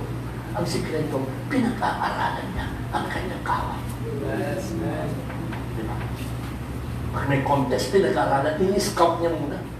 Alam mo, gano'n ang trabaho ng mga scout Bago ang dumating si basketball, titignan ng mga scout, sino yung magaling dyan. Pag alam nyo, yung pagdating sa team, yan ang bantayin nyo kasi yun ang magaling. Diba? Ini-scout yan. Kaya dapat i-scout natin ang kaaway, hindi. I-scout natin kaaway. At para ma-scout natin kaaway, kailangan makilala natin anong ginagawa niya. Tama? Ano yung tactic niya? Amen? Anong kaparaanan niya? Para hindi siya makapag-daig sa atin. Amen? At itong huling araw na mensahero, binigyan tayo ng Diyos ng biyaya. Pag nakilala natin siya, makilala rin natin yung kaaway natin. Amen? Praise be the name of God. Hallelujah. See? And look at this messenger. A prophet of God. Ginamit ng Diyos. Nung naghahanap sa Revelation 5, sino karapat-dapat magbukas, walang makita, umiyak na si John ng sobra-sobra, nanamis na, naglupasay, wept so much. Tapos ang sabi ng tinig, isang matanda, huwag ka nang umiyak, tahan na dyan. Bakit? The Lion of the tribe of Judah. Sino? Jesus Christ. The root of David. Sino yan? Jesus Christ. Ay nagtagumpay upang buksan ang aklat at kalagan ang 7 selyo. So sino nagbukas ang selyo? Si Jesus Christ. Tama. Napakahalaga ba yung selyo na ito? Napakahalaga ba itong aklat? Kapatid, napakahalaga. Kasi pag nabuksan itong aklat sa atin, mabubuksan din sa atin ang buong Biblia mula Genesis hanggang Revelation. Malalaman natin ang buong plano ng Diyos. Malalaman natin kung ano nangyari sa Garden of Eden. Ano ba yung serpent? Ano ba yung original na kasalanan? Kanino talagang anak si Cain lahat? Ano ba yung tree of life? Ano ba yung tree of knowledge? Wala tayong mababasa ang tree of apple na kinain nila. Wala. May kita natin ang lahat ng hiwaga, sikreto, lihim ng Diyos dahil dumating tayo sa Revelation chapter 10. Pagdating sa Revelation chapter 10, yung dakilang anghel na ito, na si Kristo Jesus, bumaba mula sa langit. Tingnan natin, ang bihis niya, ang damit ay alapaap, ang kanyang nasa ulo ay baghari sa ulo niya, kanyang mukha parang araw at kanyang paa ay parang mga haligid apoy. Pagbaba niya ang kanyang dala-dala na ba sa kanyang kamay ang aklat? Dala na. Sarado o bukas? Na yung aklat. Kanang paa, nasa dagat. Kaliwang paa, nasa lupa. Ibig sabihin, buong mundo sakop. Buong mundo. Ang mensahe na ito ay sumakop na sa buong mundo. Inikutan na ng buong mundo. Yung propeta na ginamit ng Diyos, umikot ng buong mundo ng 7 beses. And 7 is the number of completion. Amen. At nung nagsalita siya, parang leon. Nagsumigaw siya, parang leon. As a lion roared. Tingnan natin. Revelation 10:3. Lion na nag-roar na ha. Revelation 5. Ang pakilala sa kanya, verse 5, the lion of the tribe of Judah. Tama? Ang alam mo, yung ugali ng leon. Kasi lahat ng mga hayop, subukan na pumunta ng Manila. Pag nag-atungan ng leon, buong Manila tahimik. Alam mo bakit? Kasi alam ng lahat ng hayop, nagsalita kanilang hari. Silang hari ng lahat ng hayop. Alam mo, pag nag-atungan na leon, nakapunta, sino dito nakapunta na ng Lazon? Subukan din. Pag nag-atungan, parang buong lupa na biyaya din, parang nag-earthquake, ganun kalakas. Leon, lion of the tribe of Judah. Nung nagsalita, parang leon. O, tingnan natin. Balikan natin. Balik. Amos 3. 7 kanina, no? Nabasa natin. Walang gagawin ng Diyos, di ba nihayag ang kanyang sikreto sa kanyang lingkod na propeta. Verse 8. Ang leon ay nag-atungan. Matakot na tayo. Dapat tayo nang matakot kasi nagsasalita na yung hari. The lion has roared. Kung nagsalita ang leon, matakot na tayo. Ang Panginoon ay nagsalita. The Lord had spoken. Pag nagsalita ng Diyos, anong gagawin lang natin? Kundi maghula na. Kung ikaw propeta ay wala kang choice. Magsalita ka na ng hula. Amen? Kaya pagbalik natin sa Revelation 10, nag-roar na ang lion, meron tinig sumunod, 7 kulog. Okay. Nagbigay na kanilang tinig. Alam mo, narinig ba yan dyan? At naintindihan rin dyan ng 7 kulog? Naintindihan niya kaya? At narinig niya? Narinig niya. Alam mo, mula Revelation chapter 1, verse 1, amen, hindi niya naintindihan ang lahat ng pinapakita sa kanya ng anghel na ito. Isa lang nasulat niya. Revelation 1, verse, tingnan natin. Isa pang bagay, ang buong aklat na ito ay tungkol saan? Sabi sa verse, chapter 1, verse, Revelation 1, verse, okay, 19. Isulat mo itong mga bagay, sabi ng anghel kay John. Sabi ng Panginoon kay John pala, write these things na nakita mo. And the things which are. Okay, nag-aral na tayo ng English. Siguro grade 1, grade 2, nag-aaral na mga present tense, past tense, future tense. Tama? Pag sinabing are, ano yun? Present, future, past. Are. Ano yun? The things that are. Ano? Present. So ito ay mga bagay-bagay na nangyari sa time ni John, 96 AD. The things that are. The things which shall be hereafter. Ano yan? Present, past, future. So ito ay tungkol sa time ni John hanggang sa future ng mga kapanahunan. Mga kapatid. So si John, ito ay umaabot sa panahon natin ngayon. Si Pablo, nasilip ni Pablo na maraming mga kapanahunan. Tingnan natin. Paul, Ephesians chapter, tingnan natin ha. Okay. Paul, Ephesians chapter 3. Efeso 3. Nasilip ni Pablo na may mga panahon at panahon. Marami mga kapanahunan. Chapter 3, verse, okay, 21.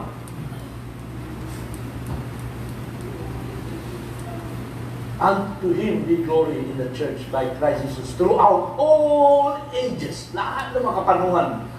World without end. So si Pablo, nasilip na may mga ages, plural eh, ba? Ages. Tingnan natin.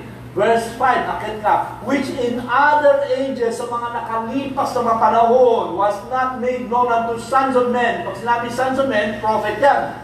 Sons of men, as is now revealed unto His holy apostles and prophets by the Holy Spirit. So may mga bagay-bagay sa time ni Pablo na sa mga unang mga panahon sa lumang tipan, mga panahon na nakalipas, hindi pinakita sa kanila. Ages, past ages. So si John nakita niya mga nakaraan na kapanahunan. Chapter 2, verse 7. Ito naman ay mga kapanahunan na darating, future, that in the ages to come, ipapakita yung exceeding riches of His grace in His kindness toward us through Christ Jesus. So si Pablo nakakita at nakasilip ng panahon. Nakaraan at mga future. Pero ang tanong, sinabi ba niya ilan? Hindi alam ko ilan. Si John, habang nagsusulat, sabi niya, things that are hereafter. Hindi rin niya sinabi ilan mga panahon. Pero, may pinasulat sa kanya. Revelation chapter 1. Tignan niyo. Ang Revelation 1, ang aklat na ito ay pinadala saan? Pinadala sa 7 iglesia na nasa Asia Minor. Sabi dito, verse 11, Panginoon nagsasalita, I am Alpha and Omega, the first and the last, which thou seest, ang nakita mo dyan, sulat ko sa isang aklat, sent into the 7 churches which are in Asia. Anong churches siya? Ephesus, Smyrna, Pergamo, Thyatira, Sardis, Philadelphia, and Laodicea. Yun ang nandiyan sa sulat ko na. Yung pala itong 7 churches ay naglalarawan din sa 7 panahon. So, hindi sinabi ni John na 7 panahon.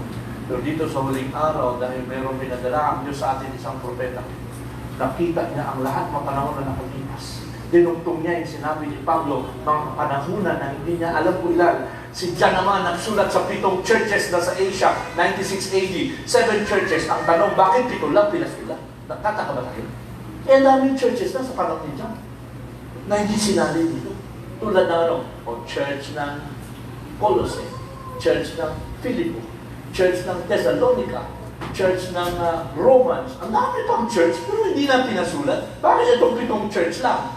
Dahil itong 7 church lang ay meron silang larawan nangyayari sa panahon niya, sa church na yan, ng kalagayan, ng sitwasyon, ng problema, na may bagay na tutuan ang Diyos, na may bagay hindi kinatutuan ng Diyos, may problema, lahat yan ay naglalarawan pala. Bawat iglesia na yan, 7 ay naglalarawan saan? Sa panahon na darating, future. Kaya dito sa huling araw, pinadala tayo ng isang propeta, pinasilip sa atin yung mga history na nangyari sa mga nakaraan na panahon, 2,000 taon. Yan, no? May mga ages, oh. Unang age, Efeso, 53 to 170, Smyrna, 170 to 312, and so on, hanggang sa huling araw, Laodicea, 1906, hanggang 1963. Ano nangyari 1963? Meron nangyari sa lupa. Ano nangyari sa lupa? Ito yung nangyari sa lupa. 1963, Revelation 10. Nung nagsigaw na ang leon, bumaba, dala na yung aklat na bukas. Okay. May sumunod na 7 kulog. At nung narinig ni John ang 7 kulog, verse 4, gusto ko na isulat, I was about to write and I heard a voice from heaven na nagsabi, John, iselyo mo yung bagay na sinasabi ng 7 kulog at huwag mo isulat. Ito na ang problema natin. Hindi pinasulat ni John yung 7 kulog. Problema ba yan? Problema kasi nakasulat eh. So, hindi natin alam kung anong laman. Amen? At sino lang nakakaalam pag may sikreto, lihim ang Diyos? Propeta lang. So, kanino binigay? Tingnan mo, hindi pinasulat kay John. Pero huwag tayo mag-alala. Mayroon nakalaan. Sinabi rito, tuloy lang natin basahin sa verse 5, yung anghel na nakita ko nakatayo sa dagat at nakatayo sa lupa, tinaas ang kanyang pangais sa langit at nagsabi, sinumpa siya, nanumpa siya, swear by him that liveth forever and ever, na naglikha ng langit, mabagay na yaon at ng lupa at ang mabagay na yaon at ang dagat at mabagay na yaon. At ano? That there should be time no longer. So dadating ang isang kalagayan natapos na yung kapanahunan. Anong panahon to? Time no longer. Kapanahunan ng 7 panahon ng iglesia ay matatapos na. So tayo nabubuhay dito sa panahon na ito na time no longer. Tapos na yung 7 church ages. Mga kapatid, bumaba na ang ating Panginoon. Dala-dala na yung aklat. At kanino binigay yung aklat na yon? At sabi ni John, bakit hindi pinasulat kay John yung 7 pulong? Kaya hindi kanyang ministeryo yan. Parang si ano rin eh.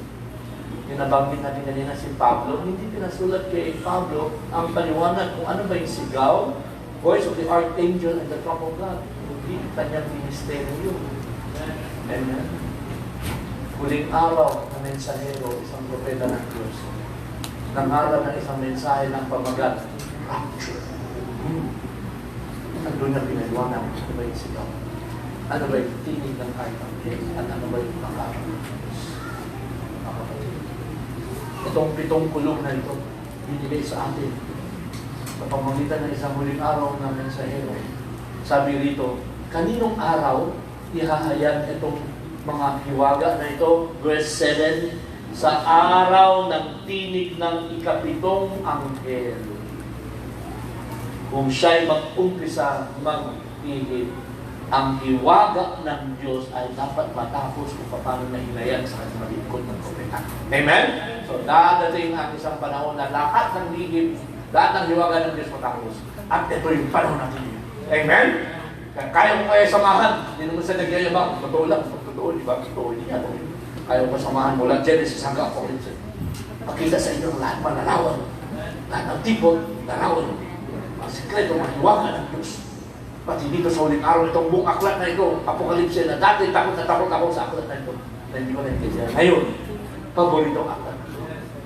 Dahil yung nabanggit kanina, ng ating Sunday School teacher, si Brother Puming, itong aklat na ito, Book of Revelation, ay ano?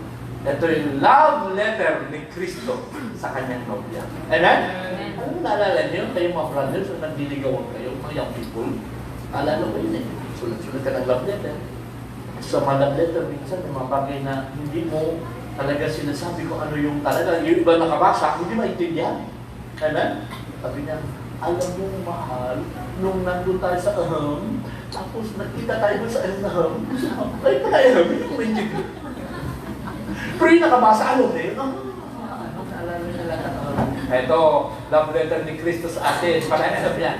Amen? Pero nobya, pag binasa mo ito, maintindihan mo. At kung ito, in-love na in-love ka kay Kristo Jesus. Amen? Amen. Hinahayag niya ang lahat ng sikreto niya sa atin, pati paano tayo aagawin buhay sa pamagitan ng tinig ng ika-7 anghel. Dahil paliwanag niya yung 7 kulog. Alam mo, pag sinabing kulog, ano yung sabihin ng kulog? Ito sa Biblia, ako magtatapos na. Okay. Thunders. Okay. Ay mo na lang kasi ito wala. Naghang na doon itong laptop ko. Hindi ko na makita. May kodi ko pa sa video. Type mo na lang. Thunder. Voice. Tap mo voice. Voice. Sige na. Okay. Hindi mo po.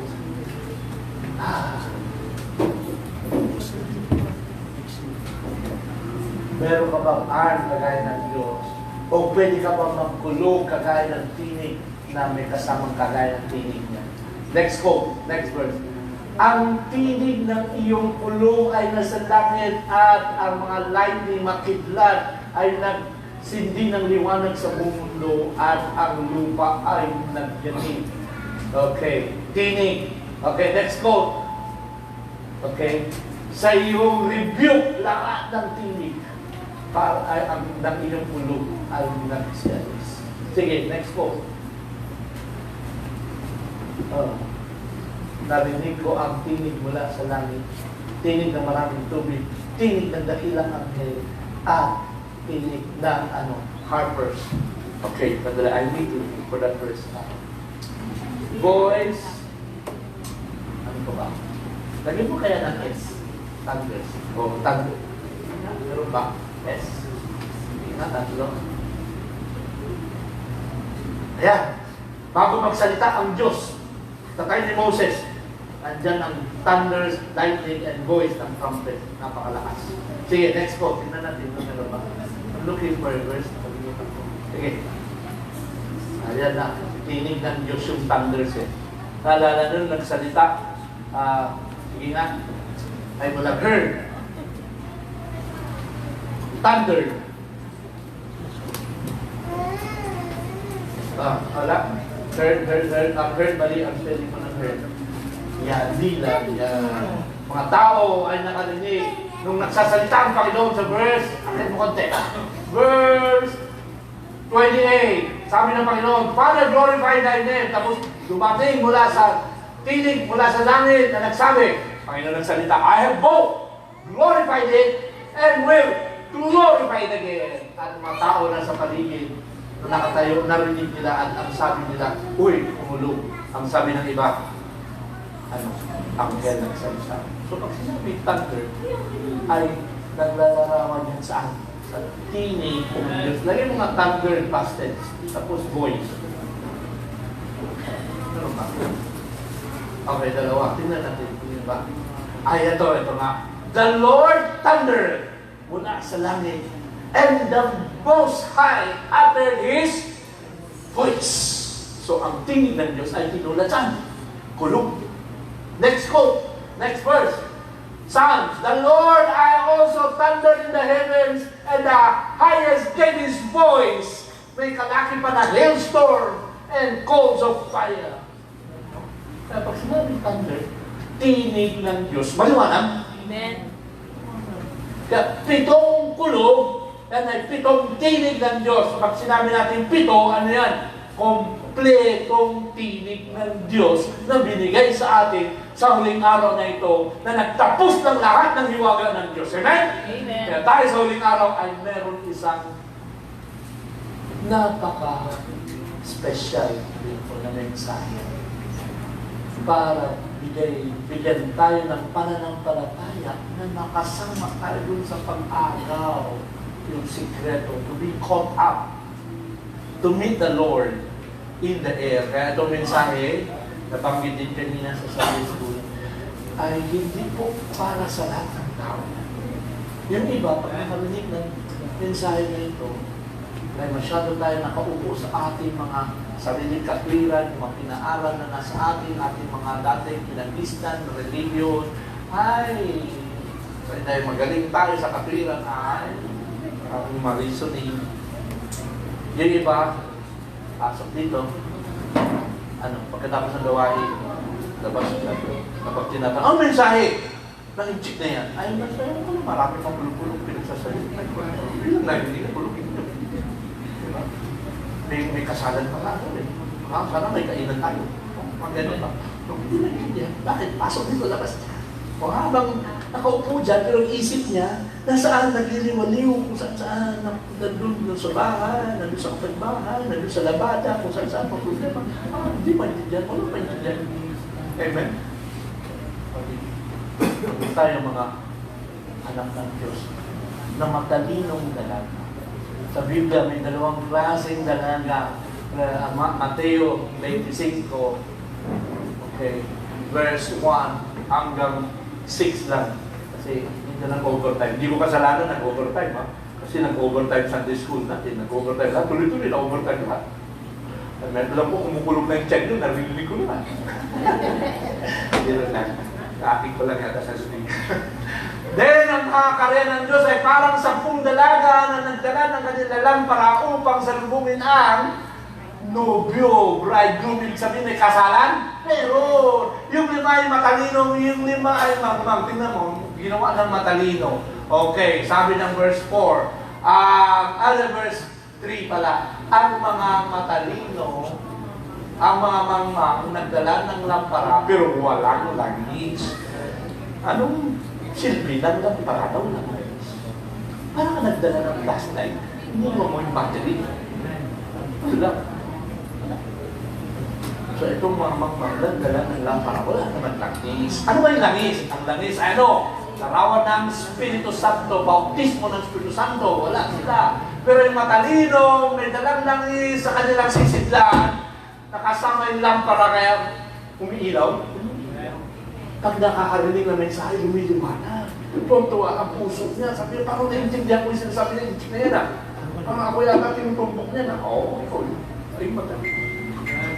Habang nagtagal ang kasintang lalaki, gano'ng katagal? 2,000 taon. Lahat ay nagantok, lahat nagsitulog. Sa hating gabi, meron isang sigaw. Yung sigaw na binabanggit kanina ni Pablo sa 1 Thessalonians 4, may sigaw! Hoy, dumadating kayo, kasintang lalaki, lumabas na kayo upang salubungin siya. Amen? Ibig sabihin, handa tayo. Alam mo, ginawa ng matalino, paggising nila, lahat ng mga dalaga, paggising, nilinis ang kanilang lampara. Yung mitsa, alam mo yung mitsa, pag madumi, pag nagsindi ka ng mitsa madumi, anong nangyari? Magiging maliwanag ba? Hindi, kasi marumi. Pag sindi mo, kumikutita. Kaya, minsan naiintindihan, minsan hindi. Parang palitaw. Kaya yung paboritong luto ni sister at brother. Okay, minsan pag may gawain, nilitaw. Pag walang gawa, pag may gawain, lulubog. Nilitaw, lulubog. Lilitaw, lulubog, parang palitaw. Pag may gawain, salamat sa Diyos. Pag walang gawain, salamat din sa Diyos. Amen. Foolish, nagsabi na sa matalino, bigyan nyo kami ng labis. Dahil ang lampara namin ay nakubusan na. Pero sabi ng matalino, ay, pasensya ka na kasi yung labis namin ay para sa amin lang. Kaya kung gusto nyo, maghanap kayo dun sa mga nagbebenta ng mga labis. Kaya ang ginagawa ng mga mangmang ngayon, dahil hindi nila maintindihan na itong mensahe, lumalagpas sa ulo nila, kung saan sila nagpupunta, kung saan sila naghanap sila ng langis, Holy Spirit, marami mga dyan gawain na nag-major saan? Nag-major sa baptism ng Holy Ghost. Pagpatong ng kamay, magsasalita ng wika. Speaking in tongues. Which is good. I'm not saying hindi. Pero ang speaking in tongues, pasensya na kayo mga kapatid. Ay hindi natin mabasa sa Biblia na ito. Ebidensya na mayroong mga Holy Ghost. Wala tayong mabasa. Ito ay mabasa natin. Ito ay kaloob ng Espiritu Santo. Speaking in tongues. Pero may kalakip na pag nagsalita ka ng wika, dapat may kalakip na maliwanag ng wika. Kung walang paliwanag, magsalita ka na lang sa sarili mo. Sabi ni Pablo, ikaw at ang Diyos ang nagsasalita. Kasi hindi pwede gawin ebidensya na mayroong Holy Ghost pag nagsalita ka ng wika. Pag nagsalita ka ng, alam mo yun, punta ka sa Africa. Maraming dyan, nagsasalita ng wika. Poses. Nagsasamba sila ng Diyos, nagsasamba sila sa ahas, mapuno, pag sila anointed na ng Espiritu na hindi kaya, ay, naku, nagsasalita din ng wika. Simple. Ebidensya na ba ng Holy Ghost? Hindi. Impersonation. Pero pwede, totoong Espiritu Santo, magbigay sa iyo ng kaloob na alam mong speaking tongues. Alam mo, speaking tongues ay gano'n eh. Dalawang example. Magtatap lang ako. Sa Book of Acts, ang speaking in tongues ay gano'n. Acts chapter 2. Habang sila nakatipon yung lahat ng mga alagad doon sa upper room. Nandyan ang mga dayuhan ng mga Hudyo na nagpunta lang sa Jerusalem dahil piyesta ng Pentecost. Alam mo, parang kung gano'n ng Pilipino, pag piyesta, puntahan lahat ba? Puntahan sila, uwi sila sa Jerusalem dahil piyesta ng Pentecost. Galing sila sa iba-ibang mga dako. Tapos nung bumaba ang Espiritu Santo, parang di lang ako eh. Okay? Nagsasalita sila ng mga wika habang nagbibigay. Nagtaka yung mga dayuhang Hudyo sa baba. Sige, go down. Narinig, ito yung mga natibo Hudyo mula sa Jerusalem at ito mga bansa sa iba-ibang mga galing sa langit. Nung narinig nila ang mga ingay na yan mula sa mga karamihan, sila ay naguluhan. Kasi bakit? Lahat ng mga tao narinig nila itong maalagad na nagsasalita sa kanilang sarili nilang lingwahe. Kumbaga, bigyan ko ng example lang. Sino dito marunong mag-Bisaya? Taas kamay. Bisaya. Taas kamay. Bisaya. Nakaintindi ng Bisaya. Taas kamay. Ayan, Sister Judy. Ilocano. Sino taas kamay? Buo. Kapampangan. Sino taas kamay? Inchik. Ayan, sa ayun lang. Okay. Bigyan ko kayo example ng speaking tongues. Sa araw ng Pentecost, gano'n. nagsasalita ang mga Hudyo sa kanilang sariling lingwahe na Hebreo. O kunyari si Brother Yap, nagsalita sa inyo ng Chinese. Pero pagdating sa tingnan nyo, naging Bisaya para kay Sister Judith, naging Kapampangan para kay Sister, naging Ilocano para dun sa isang sister, naging Bisaya para isang brother, naging Cebuano. Iba-iba lahat. Iba-iba ang dinig. Pero isang lingwahe lang sinasalita nila. Hebrew lang, Inchik lang. Pero pagdating sa tingnan nyo, iba-ibang naintindihan nyo, narinig nyo, nagkaintindihan sila. Dahil bakit? May nagpapaliwanag, ano? May nag-translate ng wika, Espiritu Santo. Dahil bawat isang narinig, naintindihan nila, kaya sila nagtataka. Ito mga natibong mga Hudyo, paano sila? Paano magsalita ng wika natin? Ilan wika yan? Bilangin natin. Verse 7, nagmangha sila, hindi ba sila lahat ito mga natibong mga Galileo? Bakit tayo lahat, mga tao, narinig natin ang ating sariling wika kung saan tayo sinila? Kasi alam mo, sila ay sinila sa iba-ibang lugar. Nagpunta lang sa Jerusalem. Para ano? Para magdiwang lang ng Pentecost, ng Fiesta. Ang ilang lingwahe narinig nila, magbilang kayo. Parthian, Medes, Elamites, Mesopotamia, Judea, Cappadocia, Pontus, Asia, Perga, Pamphylia, Egypt, Libya, Cyrene, Rome, Crete, Arabia. Narinig namin ang salita ng sa ating sariling wika ang mga kamanghang-manghang gawa ng Diyos. Tingnan mo. Kaya, alam mo sa araw na ito, ang dami mga Hudyo galing sa iba-ibang bansa nung narinig nila pangangaral ng mga alagad, namangha sila, sabi niya, tiyak, no doubt, saying one to another, verse 12, baba. Ano ibig sabihin dito? Sabi ng iba, uy, mga lasing yata mga to. Sabi ni Pedro, ay hindi mga lasing, go down. Hindi mga lasing kasi, alam mo kaugalian natin, ng mga taga-Judea, hindi tayo naglalasing sa maaga, third hour, katong oras na araw. Ito yung katapangan na sinabi ni Propetang Joel na darating sa huling araw, ako'y bubuhos ng aking spirito sa lahat ng laman, ang inyong mga anak at lalaki, anak o babae maghuhula, yung young men, binata, at old men, mga matatanda, magkakaroon ng mga panaginip, at sa aking mga lilkod, at sa aking mga handmaiden, ibubuso sa araw na yung Espiritu, at sila'y maghuhula, at ako'y magpapakita at matanda sa langit, amen, wonders, tanda sa lupa, dugo, apoy, usok, at ang araw ay magdidilim at ang buwan magiging parang dugo. Ito yung kakila mo ito, notable yung mga notable yung kakaiba, araw ng Panginoon. At ito yung darating, kung sino man tumawag sa pangalan ng Panginoon ay maliligtas. Kaya dito na, nag-umpisa na si Pablo, Pedro pala, mangaral tungkol kay Jesucristo. Kaya naintindihan nila lahat kasi nila. Yung tongues, Holy Spirit, nagpapaliwanag, kaya naintindihan nila, 17 lingwahe, naintindihan nila. Kasi paano naman? Kunyari, parang si Pastor Malco, habang nandun kami, umabot kami sa bahay niya, nandun siya sa Skype, pinapangaralan niya, nag-question na sa Bible studies, mga taga-Vietnam, hindi naman siya marunong mag-Vietnam. Buti na lang may isang sister dyan na nag-i-interpret. Nasa Skype din nag-i-interpret. Pero kung sa araw ng Pentecost, si Pastor Marco, hindi na kailangan ng isang magpapaliwanag by Holy Spirit, magpapaliwanag. Amen? Yan ang speaking in tongues. Amen? Na Holy Spirit mismo, pagdating sa tenga mo, ay maintindihan mo. Ganun lang ginawa, kaya naintindihan nila lahat ang salita ng mga Hebreo, ng mga apostoles. Si Pedro nagsasalita. Naintindihan nila tungkol kay Kristo Jesus at habang sila ay nangangaral, si Pedro, alam mo yung mga, diretso na tayo sa 37. Reaction mo konti. Sige ba? Balik. Etong Jesus na binuhay ng Diyos, kami ay lahat ng saksi. Okay, go on na. Sige, 37 na. Anong narinig nila, na-convict sila. Sabi, totoo lahat mga sinasabi, na-prick, nasaktan ang puso nila. At sabi nila kay Pedro, at sa lahat ng ibang apostoles, mga kapatid, ano na kailangan namin gawin?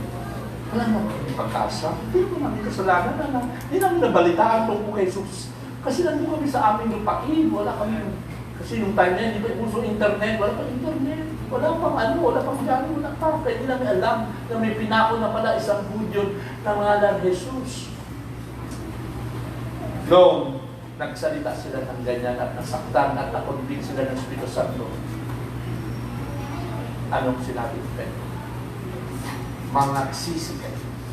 Magbaptismo bawat isa sa ngalan ng Kristo para sa kapatawaran, remission. Ibig sabihin ng remission, hindi forgiveness, remission para ipadala sa Diyos ang kasalanan at siyang magpatawad at tatanggapin nyo ang gift ng Holy Ghost. Kaya mayroong tamang formula ng bautismo. Ang tamang formula ng bautismo, sabi ng Acts, pangalan ni Kristo dahil nandyan ang bisa ng papatawad ng kasalanan. Nandyan din ang bisa para makatanggap tayo ng banal na Espiritu Santo. Nandyan din ang bisa para habang pinapangaral at pinapakinggan nyo itong mensahe sa huling araw na ito, ay medyo maintindihan natin by the grace of God. Dahil ang Holy Spirit ngayon at magbubukas ng kapahayagan sa atin. Amen? Ako, wala akong kakayahan para magbigay ng revelation sa inyo. Kasi ang revelation, kani saan? Kani sa Diyos. The revelation of Jesus Christ that God gave. Revelation 1:1. Ang Diyos ang magbibigay ng kapahayagan. Amen?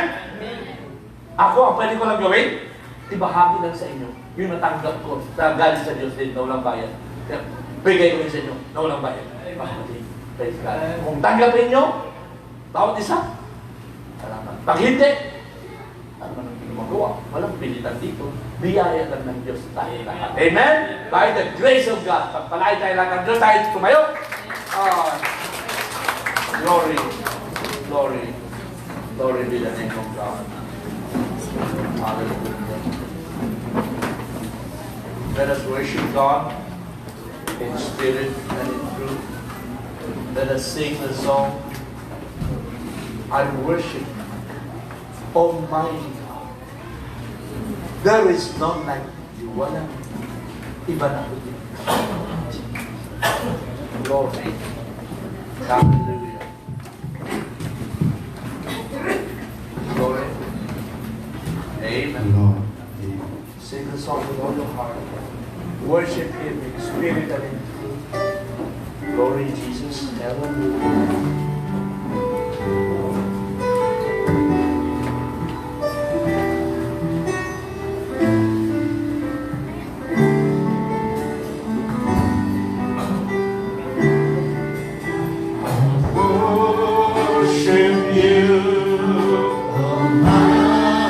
Father Lord, meron ako mga kapatid, Marcoving.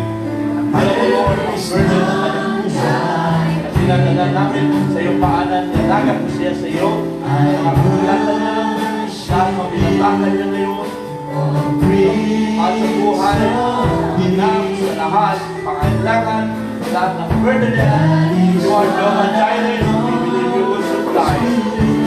Ikaw ang Jehovah Rapha, ikaw ang tagapagbigay ng kagalingan, lahat ng mga burdenness, aming inaamugin ang katugunan mo ngayon, mga in your most precious and glorious name, Jesus Christ, we pray.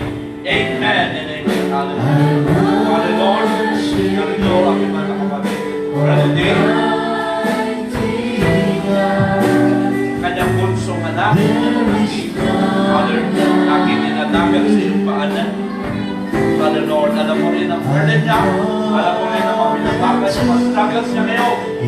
Ang plano siya, Lord, ay amin. Dinadala sa iyong paanan, kayo ang bigay ng siyaya, kalooban mo, mahayag sa kanya. Perfect will. Bata na ito ay patuloy mo magtubay ng inagan. Ngayon sa anong panganin, ano ba ang nakamdaman, na maki, Lord, na may tamang pasunubay,